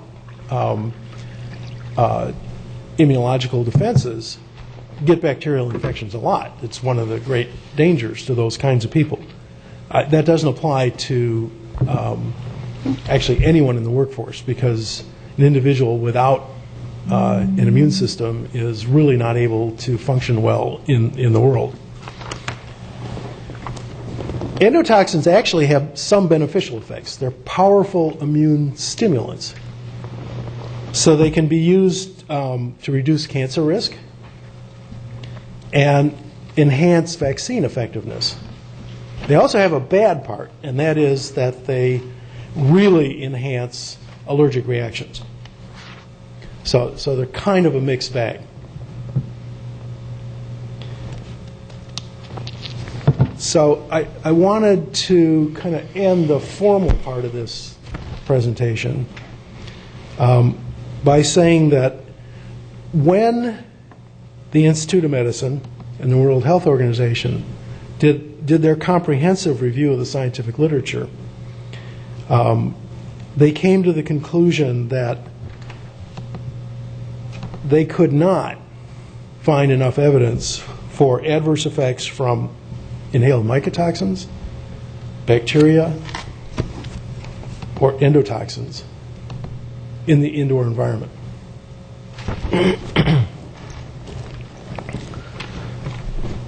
So at that point, you guys have had a great discussion while I was talking about this, but are there any other questions? Yes, Mr. Chairman. Go ahead. I do too. Thank you for the detailed presentation. Most of it I can wrap my heads around the comparison of levels and things, and was very happy to hear that when you were called in, if it was bad news, you'd tell us it's bad news. If it's good news, you don't have a particular bias of the outcome. So that's important. However, we do have personnel that have symptoms, and maybe I'm going to ask you this in a question of coaching. How do we rule out something else, or how do we maybe get down to the root level of what might be going on or might not be going on? But we clearly have personnel that they were told have some type of test because they were feeling something or experiencing something, and so they went their particular route they were told. And my guess is if they had an hour to present, they would bring in an expert that might, I'm not saying that they would, but would refute, kind of like a trial, that you'd present your side, they present their side, and then we're back to, well, which is the right thing? What I'm trying to do is get down to what's really causing whatever it is that they're experiencing it.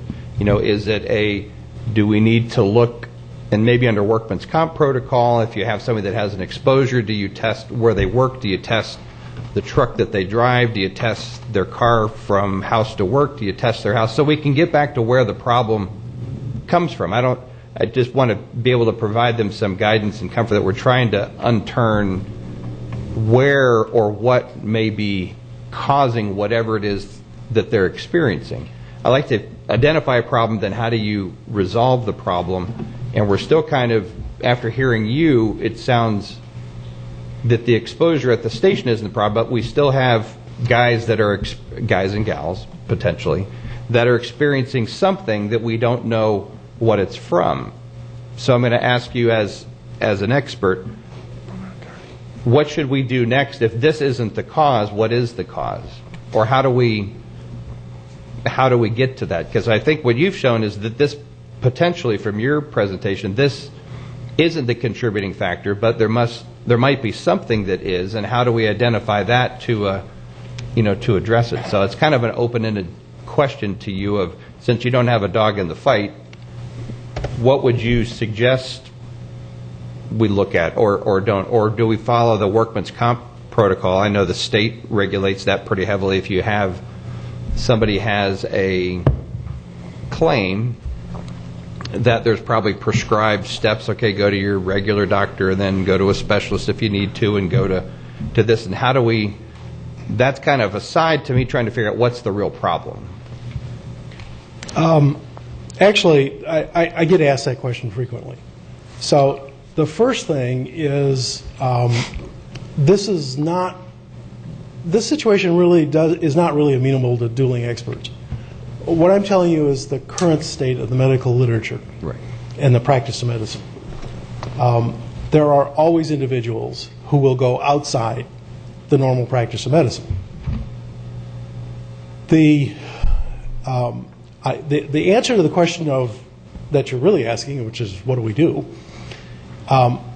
it's not a simple answer, but it's not insurmountable. So the first thing is to remember what are the likely effects. And I'm going to assume that you're not dealing with the extraordinarily rare diseases. So the first thing to suspect, and what we told occupational physicians, was the most likely, the thing to put highest on their differential diagnosis is an allergy. Okay. The way you look for an allergy is with specific testing. Now, allergies can elicit all sorts of symptoms. I'm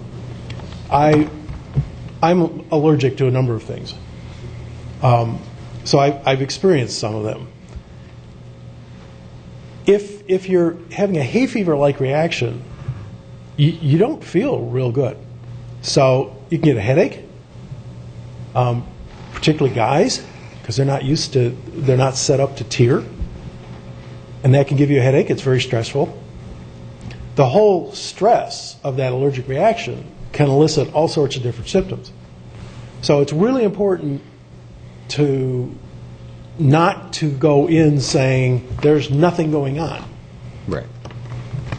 So my recommendation is always go to your primary care medical doctor, MD or DO. They're equivalent training now.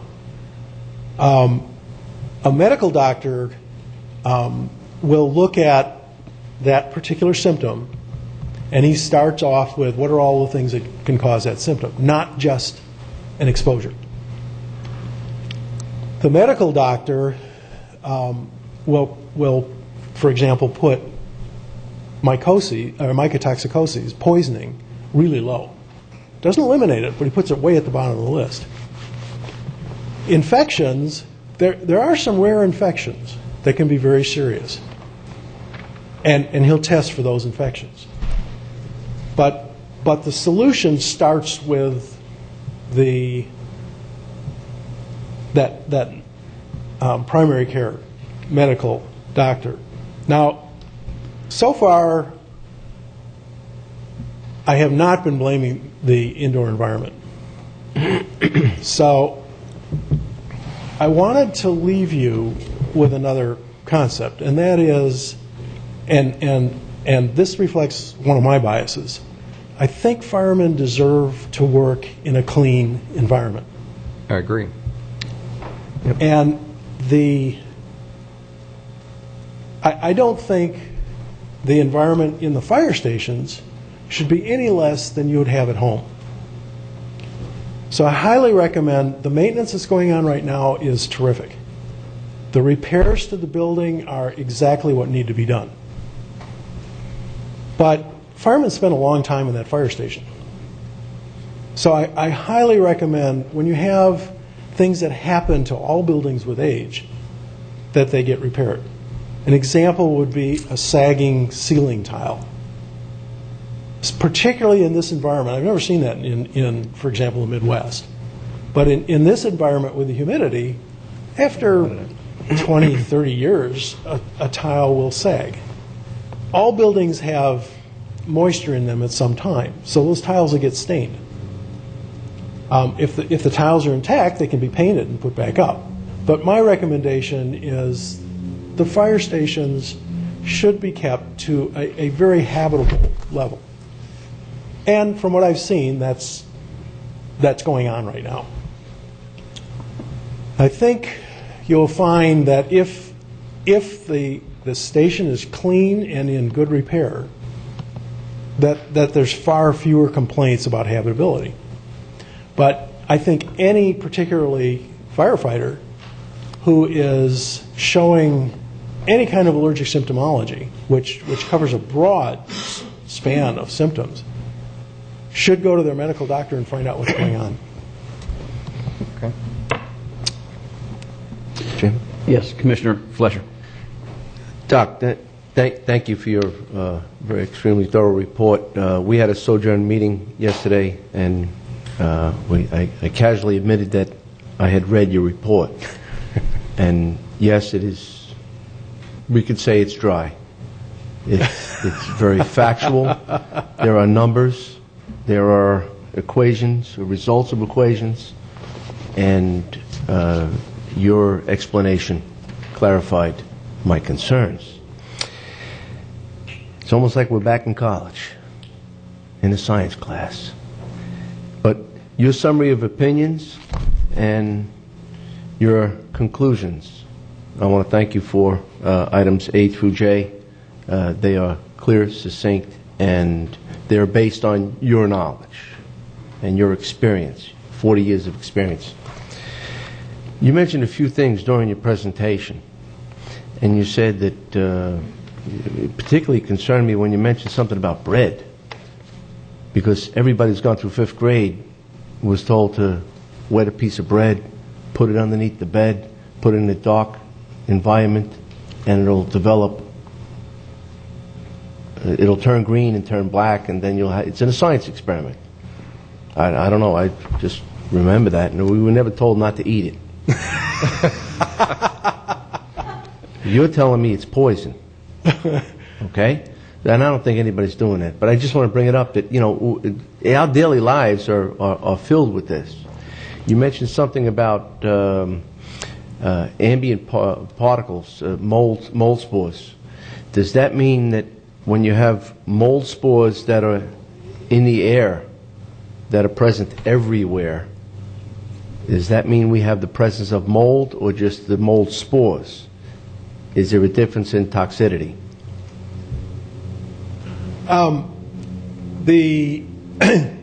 It's about the same. Okay. So the concentration, mycotoxins are not concentrated in the spore, but they're not concentrated either. And if you measure, there's not a lot of work that's been done on that, but if you measure a fragment that's about the size of the mold, that's about the size of a spore, it's very similar. The testing that goes on, they usually don't count fragments because they're all different sizes, but they do make a notation if they see a lot of them. And what happens is if you see a lot of fragments in that the microscopist has told you about, it's an indication there's some dried out mold present. When mold is growing, for example, the famous Stachybotrys, it's really sticky. It doesn't release spores. It's only when it dries out. And I wanted to bring that up because anybody who grows tomatoes in the backyard has seen artillery fungus and mold get shot at the leaves. Yes. And you see these black spots. We don't have any of that going on in the buildings. We don't have sick buildings. Sick. We need to use that term, sick buildings. In other words, that there are, Okay.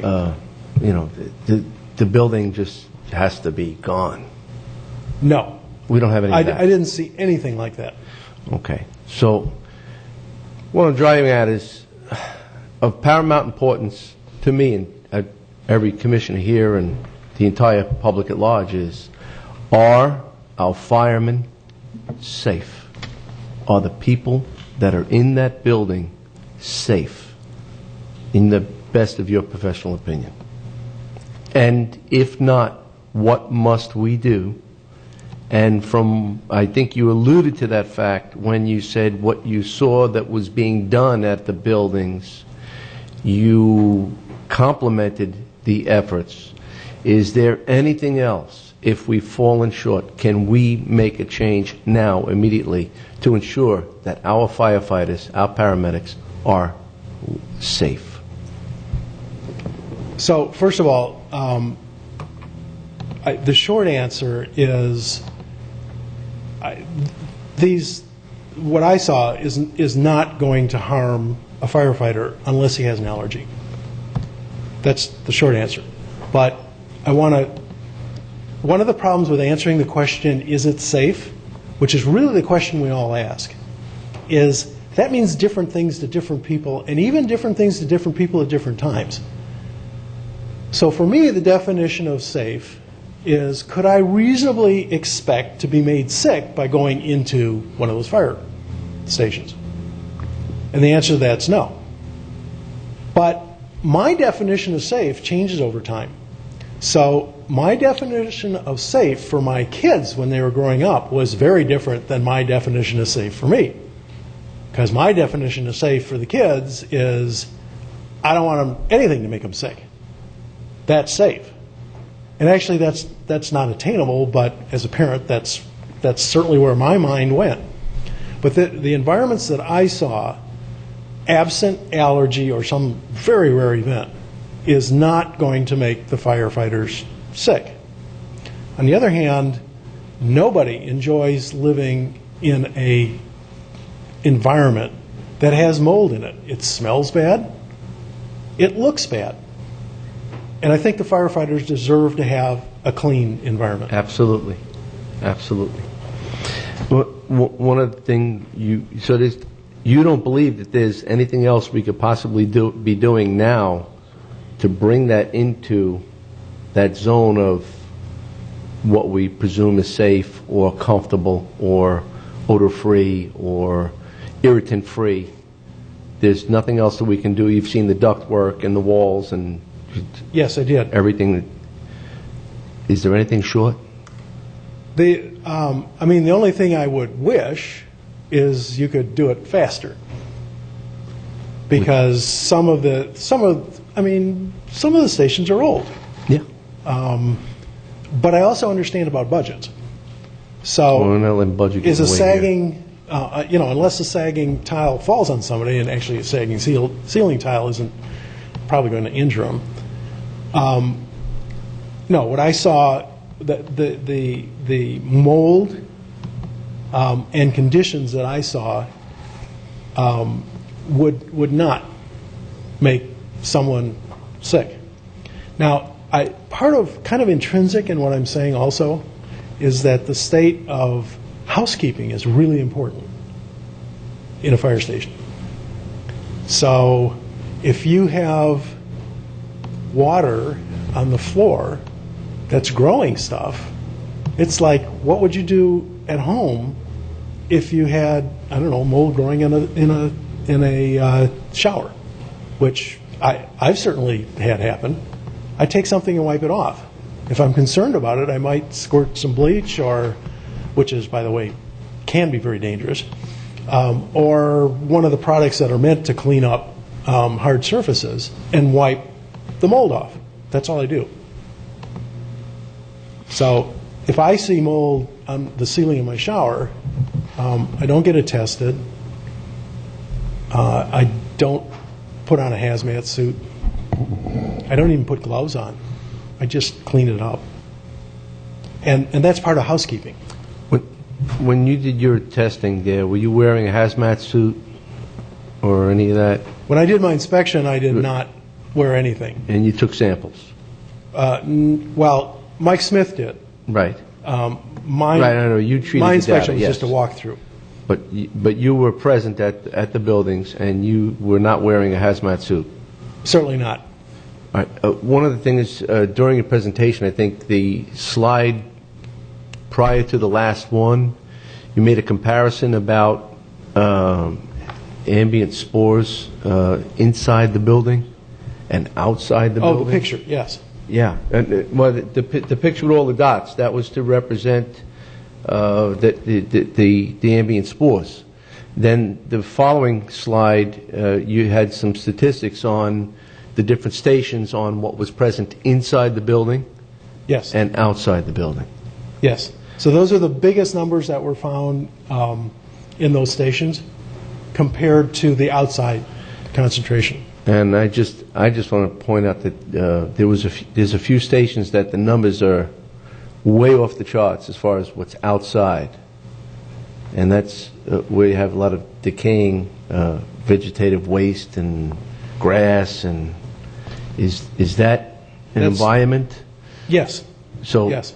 I mean, I'm not suggesting. So the likelihood of anybody getting contaminated, if they were in the firehouse or outside the firehouse and like rolling in the grass like Butch Cassidy and the Sundance Kid, they would be getting a lot of those spores in their system, correct? Yes. Here, particularly here in Florida, the conditions are perfect for growing mold. It's warm. It's usually moist.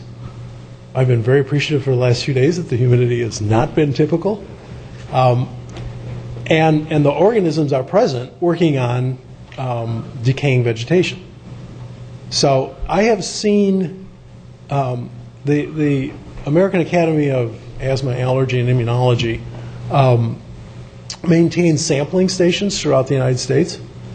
And I've seen samples as high outside as 100,000 spores per cubic meter. That's a pretty big number. Just outside is part of the normal environment. All right. And finally, we're not looking for a grade, looking for your professional opinion.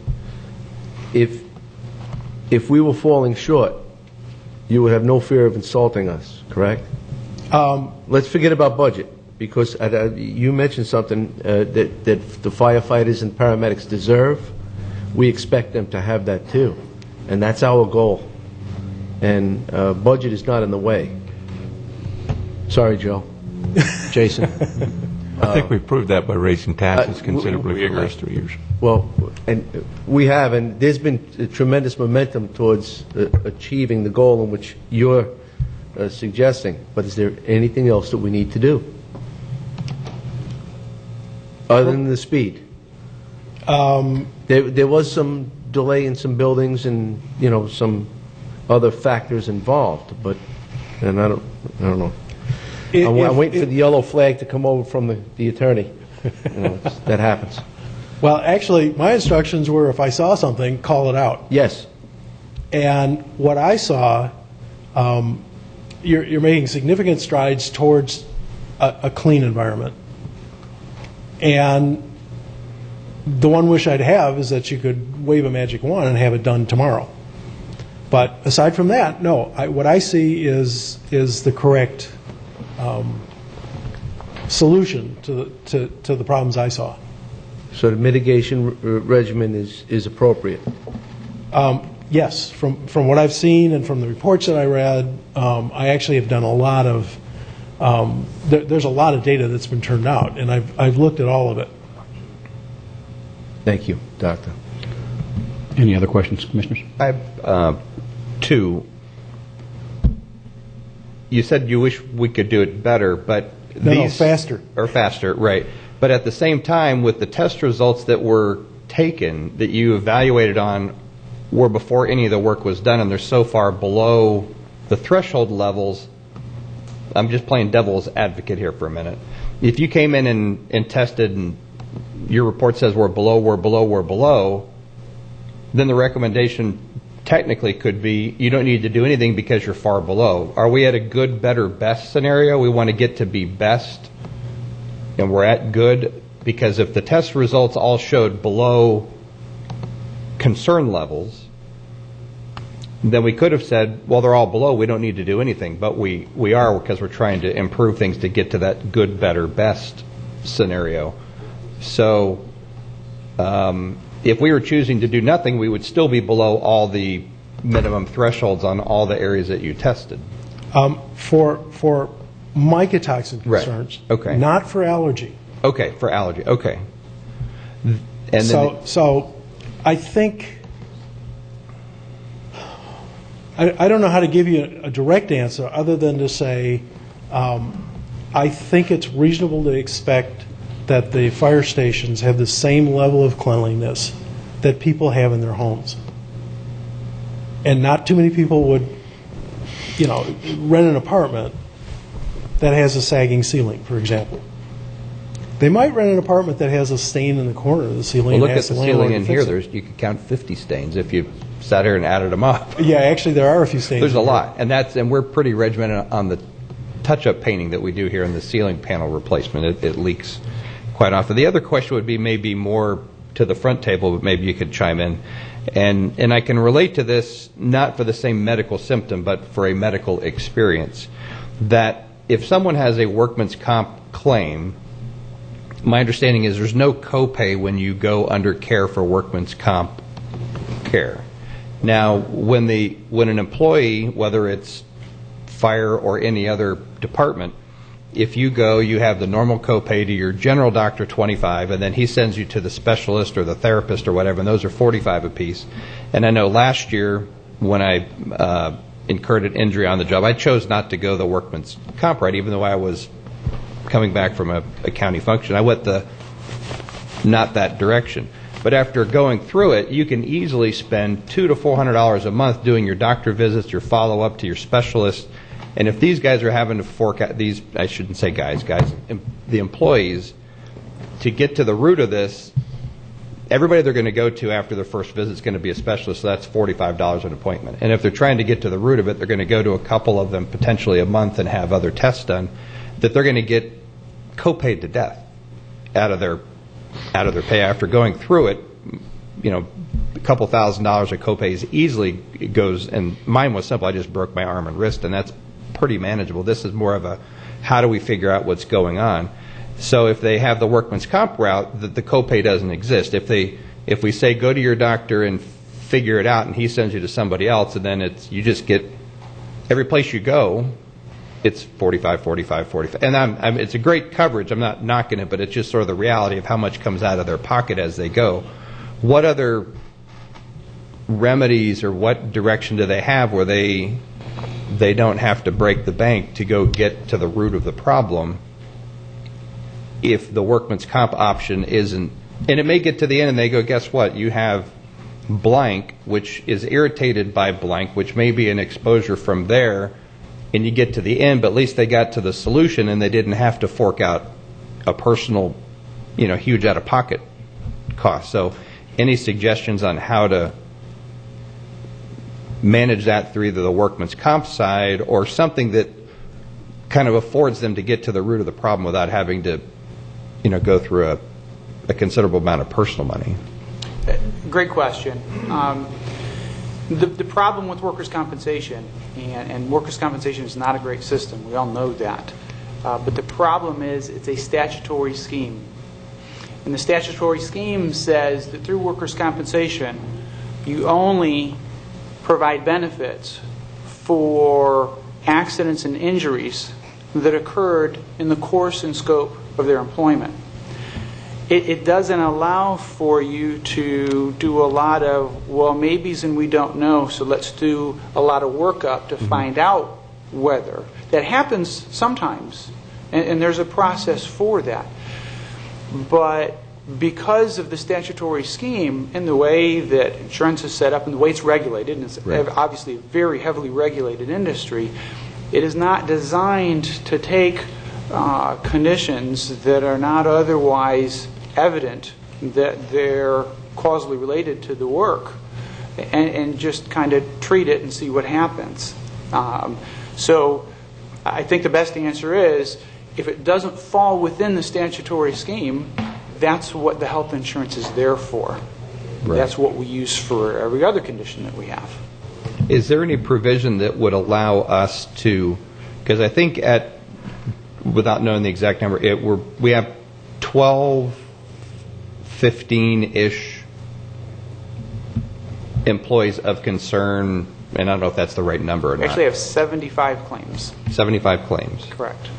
Okay, so out of 75, I'm just trying to think, how much would you, if we offered to reimburse copay or something to say, okay, you got, and I don't know how you do that, but You've got to get real careful with that. Okay. Well, I know, that's why I'm, or you just let the 75 go and they appeal and it goes back and forth and we're in court for 2 years and then it drains everybody in the process, and then we get to the answer to somebody just, they quit, leave, withdraw, transfer to another station or something. We never get to the I just want to get to the bottom. How do we get to it without making... There are examples where it's not readily apparent on its face that it's a workers' compensation incident or accident. But evidence comes up later, either through personal treatment, personal physician, and then they come back to us and supply us with medical evidence at that point that we say, okay, well, that may very well be workers' compensation then, and we can pursue the investigatory processes at that point, and the law has those kind of things built into it. But the problem right now is based on the information that we have from their testing from our side. experts. Right. There's no other evidence that's been provided to us that would even let us kick in that type of provision. Okay, I'll use one example, and it was either Dade or Palm Beach County, and it was either a law enforcement or a fire personnel went to some response area. There was more than one, and this group kept having reoccurring symptoms while they were at work. But it turned out not to be the building. It turned out to be something that got exposed onto their clothes. And when they went to work and actually put on that particular gear, it triggered these symptoms. And it took them, I think, probably a year to finally figure out these same people were at the same place, and it was something that they were exposed to there. And it turned out to be, well, if you got rid of the stuff they put on, that was actually reintroducing it every third day when they came to work, if they went to a scene that had the need to have that apparatus or that gear put on. And it kept bringing it back and bringing it back. And it was on a Discovery Channel or some type of, unknown medical mysteries type of thing. And I remember seeing that it was really an obscure event that was related to everyone. They finally figured it out, and I'm just hoping we can get to the bottom of what it is with as least impact on somebody's family's finances as possible. But I know we have the statutory limitations, we have the others, so I think it sounds like the answer is they have to go their personal physician at some point along the way. If they bring up something that reintroduces it, then they could go back under that umbrella of review or care participation. Yes, sir. Okay. Any other questions, comments, Commissioners? Yes, I'll just Commissioner see if Smart. I can summarize it in a way that is easy for me to understand it.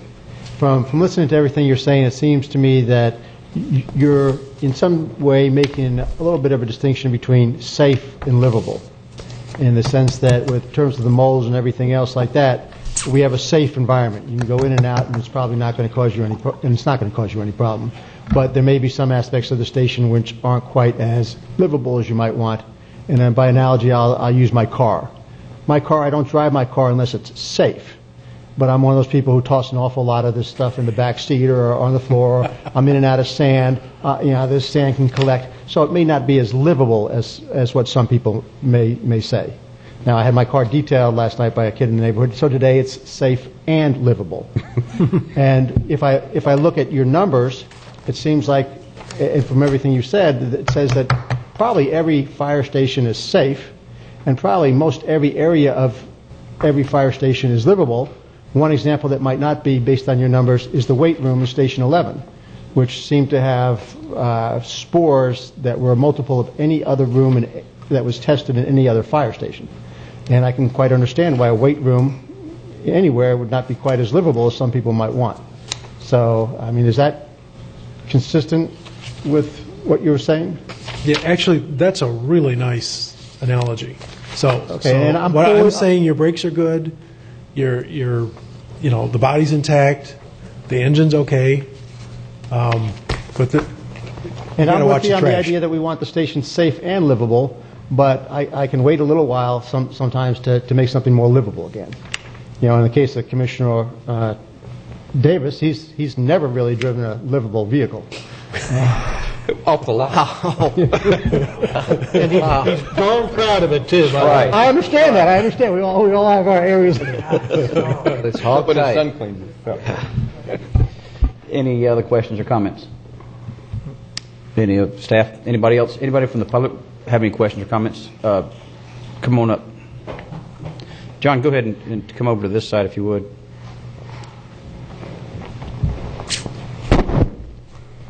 Welcome. Name and address for the record, John. John O'Connor, President, Local 2201, International Association of Firefighters. I've got an analogy that I was thinking about while I was sitting in the crowd is, when you go away for a week or so and you come home and either the refrigerator goes in a blank or the power goes out and you open the door up and you get that first whiff of something that just doesn't smell right. I kind of liken that to the what we've been dealing with for probably the last couple of years about this specific situation.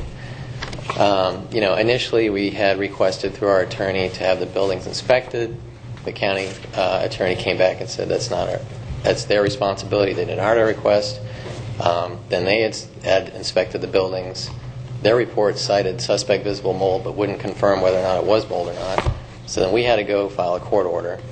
We actually got our engineers inspected the building. Then we did find mold and bacteria, which obviously is not good.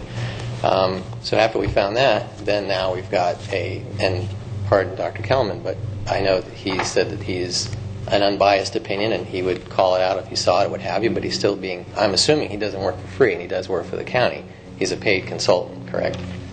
So, I just have some concerns as to where this is going, and we still have, mold and bacteria in the stations. We still have guys living in these stations, and we still have remediation, or remediation had gone on when our employees, our members of our local, were in these buildings.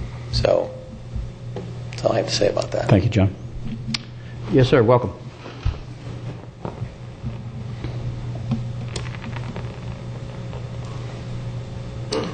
My name is Donald Hood. I live at 440th Court Southwest.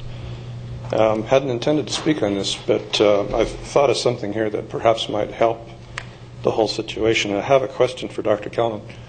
I note that you are from the Redmond area.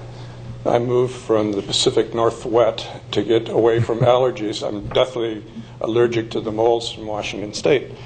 When I moved to Florida, zip, nothing. No molds, no in the house, no allergies, no nothing. It was heaven.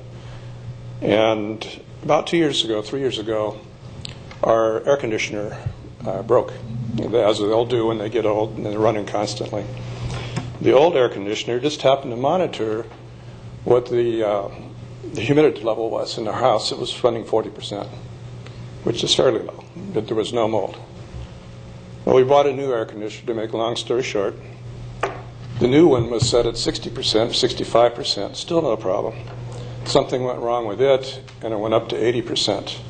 We started getting some mold growing, and I started getting allergies like crazy back again. So I went in with something simple like witch hazel, cleaned the mold off, had the air conditioners come out, guys come out and fix it, and drop it back down. It runs about 65%. No molds, no allergies. So I'm thinking perhaps it might be something as simple as and that's why I want to ask you, is it something as simple as humidity in the fire stations? Has that been looked at as to what that might be? If it's running 80%, they're going to get mold again. If it's something less, they probably won't. And let me say this about allergies too. I'm going to lifetime suffer until I move to Florida. I think a lot of people have them in the background until they're exposed to something like that. In some cases, it can go critical and trigger. That's what happened to me. I accidentally ingested some mold. That's what triggered my reactions in Washington State. So I certainly have sympathy for anybody that's suffering it.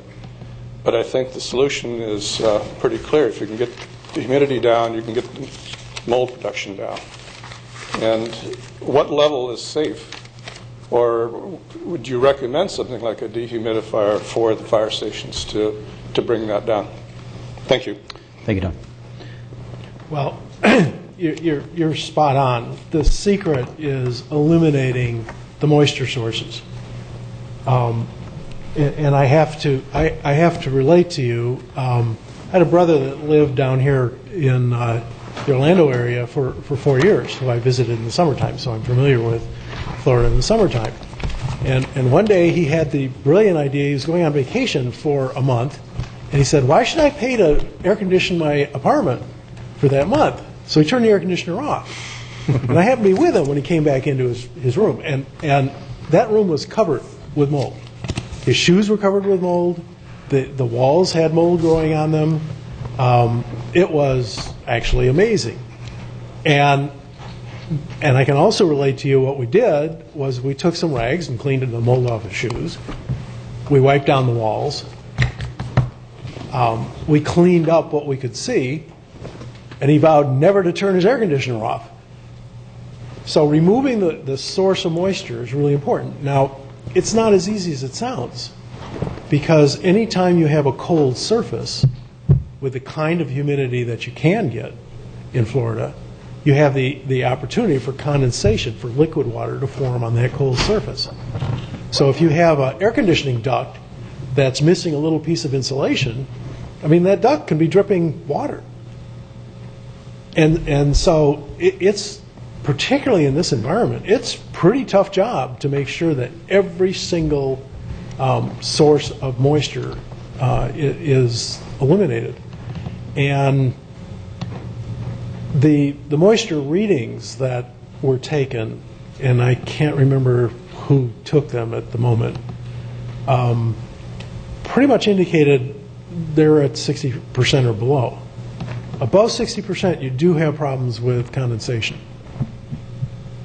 So it really comes back to eliminate the source of moisture. And unfortunately, for people who are suffering allergies, you almost have to do what this gentleman did, and that is change locations, change the source, because you can't eliminate these mold spores that are present outside and get in. It's just not possible. Actually, one last question for, do we have humidistats on all the AC work we've been doing? That, you know, it's a moisture reduction function of the thermostat. That's a pretty inexpensive add-on on the thermostat feature that might be something to... I'm not sure that we have them at all the locations. Okay, thanks. Any other questions or comments, Commissioners? All right. Thank you very much. Appreciate it. Thank you. Thank you, Doc. That concludes our proclamations and presentations. Are you sure? Mr. Chairman? Mr. Chairman? Yes, sir. Take 5. Sure. We're going to take 5.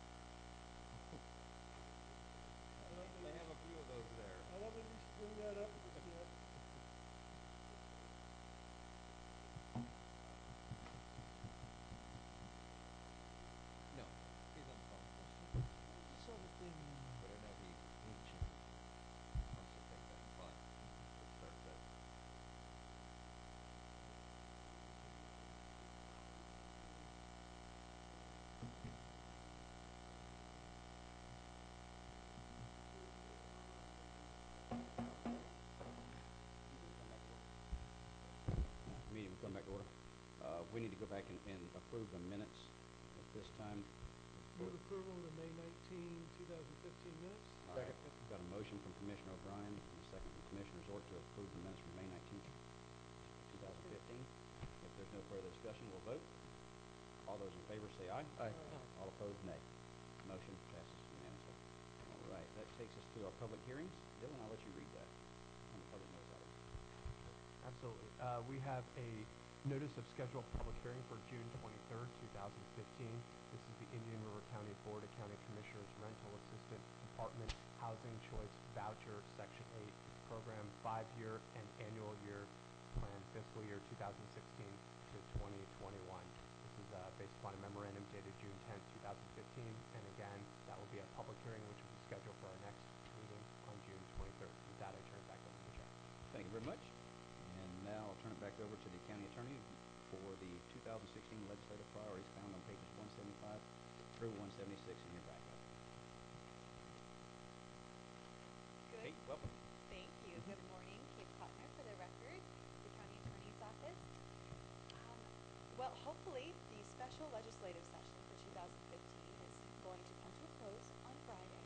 And as we're moving ahead, the 2016 legislative session is going to start early this year. It's scheduled to start on January 12th, which means that likely the committee weeks are going to start in early September, and we're expecting the local delegation meeting to start either the second or third week of September. So in light of that, the attorney's office felt that it was important that this board kind of review and discuss the legislative priorities just so we get a head start on this. In particular, I'd like to bring your attention to 3 of our priorities. Number 1, the sale of the City of Vero Beach Electric to Florida Power and Light. Number 4 from last year, Florida State Statute Chapter 180, the utility service areas, which is also known as the water wastewater issue. And number 10, the legislative oversight of the FMPA. Now, I cannot stress to this board enough the unique opportunity which we find ourselves in. Not only do we have the results from the Florida General Auditor, Florida Auditor General, which released its audit reports of the FMPA, but thanks to, a large part, to Representative Mayfield, we also have an independent analysis that was conducted by Florida Tax Watch. All of this together, it was apparent at the last Joint Legislative Audit Committee meeting that this is no longer a local issue for Indian River County and the City of Vero Beach. We have the attention of leadership of the Florida legislature. So now it's a very unique opportunity. So the attorney's office recommends that we table the water wastewater issue. This is just our recommendation, that we table the water wastewater issue and we focus solely on the electricity and FMPA issue. And with that, I turn it over to the board just for a discussion. And we also recommend that the board appoint a primary person as like a point person for community outreach with the electricity issue, and perhaps an alternative one in case the primary person is unavailable. Mr. Chairman? Yes, sir. On the recommendation of taking off the Florida State Chapter 180, which is the water and sewer issue, I have had a conversation with some people in the South Beach, which is a large part of the area of the county that's impacted by this. And when we described the lift that we'd have to try to do both the FUMPA and the sewer and water, my impression was that they were fine with not forgetting about, but delaying the 180 utility service issue for a year to try to get the more, what they consider, as well as I believe most of us, the electric issue addressed. I think that if anybody's got their ear to the ground on something like that with the makeup of the constituency that you have in your district, that you are probably the best person to understand all of those, as far as the issue with the water wastewater from the South Beach people, as well as the electric. And if that's the general consensus, I'll respect that. And you want to do that in the form of a motion, or just do it in general consensus? I'm happy to do it in the form of a motion to delay number 4, the Florida State Statute 180, for another year. And Commissioner Zort, I got a motion from Commissioner Solari to do so, and a second from Commissioner Zort. And if there's any further discussion, seeing none, all those in favor say aye. Aye. All opposed, nay. Okay. Mr. Chairman, on the electric issue, I have talked with Glenn Herron about that, and he'd be happy if I drove around the state with him on some of these things. Okay. So if it's okay with the board, I'd be happy to volunteer, especially now that I've gotten off of one other committee. Yes, that sounds good. Form of a motion? Yeah, is that a motion for yourself? I'd like, second you know that. what, Commissioner Solari, thank you for seconding my motion that you be the point person that was suggested by our council. Tell you what, let's go ahead and take care of this all in one fell swoop. Do we need an alternate? Well, Mr. Chairman, and actually, in some of the discussions, there may be, we don't know how many places we might need to visit. Some may be on similar days of the week where somebody has to be in one place another on the same day of the week as we're going forward. So I could even envision, maybe even up to 3 people that could be, a primary and then, 1 or 2 others. Let's do it this way then. Let's just send the whole board out. Primary, secondary, and then let the chairman tertiary. be the third There you person. go. I'll do that. I'll go ahead. Then, Commissioner O'Brien, you want to be the secondary? I'd be honored to serve your request. Okay. And then Commissioner Zort, you want to be the tertiary? Sure. Okay. Tertiary. That's the best I can come up instead of tertiary. I can't spell Tertiary, that. So. All right. So we've got a motion then? Yes. And a second? And motion was made by Commissioner Solari. A motion was actually... Made by Flesher, then Solari. Yes, thank you very much for the correction. Any further discussion? All those in favor say aye. Aye. Aye. All opposed, nay. Yes, Bob. Before we vote? We did. Come on up. Was that open for interpretation? I like that. Welcome, Bob. This relates to another subject for the attorney that I'd like to ask him if he could give us just a brief on what the lawsuit was, that the conclusion was. Yeah, absolutely. We'll do that. Washington. We're going to let Kate wrap up and make sure that everything that she's got done there. But I appreciate you bringing that to my attention. Thank you. All aboard the floor. Yes. Judge Cooper. As far as the other items on this list, though, is there anything that you'd like to add at this point? Especially water projects, just so everyone's aware, we did get an update on water projects late last night. The legislature decided on them, and we received $50,000 for the oyster bed project. Okay. Thank you.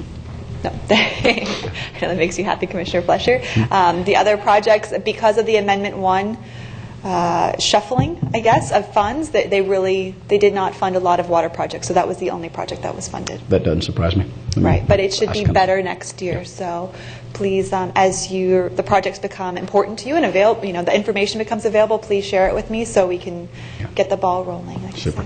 Thanks, Kate. Any other questions? Just on the number 9, the reauthorization of enterprise zones. I know that Senator Latvala had put out a proposal to continue for 3 years certain existing zones and businesses with them. I don't know if it's passed yet or not, but it died. This almost just seems like a dead duck, and I don't know if we want to waste any time, pursuing it, because the legislature seemed pretty united that they just didn't want to continue this program. So I'd almost say let's just go ahead and drop that from our priority list. Is that a motion? I'll make that a motion. I'll second it. Okay. You second. Got a motion for Commissioner O'Brien and a second by myself to go ahead and scratch the enterprise zone language off the legislative priorities. Okay. Any discussion? No, not that we have to be concerned that it's not a good thing, but there most certainly is no effort across the board for any interest up in Tallahassee, and it does not look like any and all of our efforts would be even heard. Yep. That's unfortunate, but it's reality.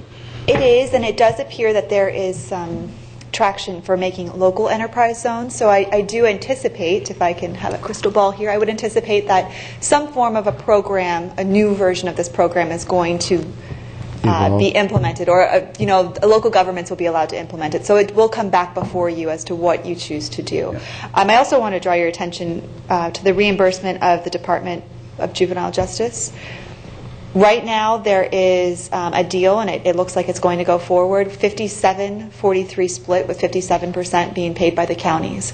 So if that actually goes through, this will no longer be a priority for us. We still have pending litigation on this issue for the years past of overpayments, but I do think that it's a very good thing. Obviously, we'd love a 50-50 split, but we'll have solid numbers, and we'll no longer be dependent on rules that the department comes up with. unelected, unaccountable bureaucrats. We Yes, call them sir. up here. Yep. Your favorite. Yes, my favorites. Thank you, Kate. I appreciate that. No problem. Mr. Chairman, we still Yes. have to vote on cutting out the enterprise zone? Yeah, we can, if you want to make a motion Do we on have to that. do that? We did. We did, we just never carried it through. I made a comment and... we got distracted? All right. All those in favor say aye. Aye. All opposed, nay. Motion passes unanimously. All right. Wonderful. Anything Thank else, you. gentlemen, on that? Okay. Dylan, how about an update on our All Aboard Florida? Absolutely. Just wanted to let everyone know, and I probably happened after our last board meeting, but the Judge Cooper in Washington, D.C. had denied our motions for preliminary injunction and motion for summary judgment. Also equivalent, also Martin County's. He did that based upon what has been determined at this stage of the litigation. At this stage, just to remind the board, we have filed our complaint and our motion for summary judgment, but we haven't even gotten an answer yet from All Aboard Florida. The judge has scheduled a conference call with the attorneys for Monday at 10 a.m. next week to discuss where they go from here with the proceedings under the case. And I'll be happy to address any specific questions from the board. Any specific questions, Commissioner? Yes, Commissioner Solari. Can I ask a related question? The chairman sent a letter to the FDFC asking for basically a level playing field and at least a month notice before they set a hearing date. Have we gotten any reply from that letter yet?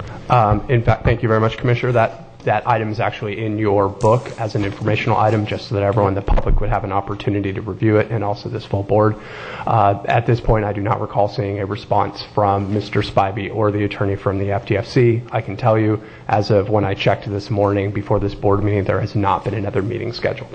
Thank you very much. And I will certainly keep this board and the public aware of any FDFC meeting that does get scheduled. Thank you. Okay.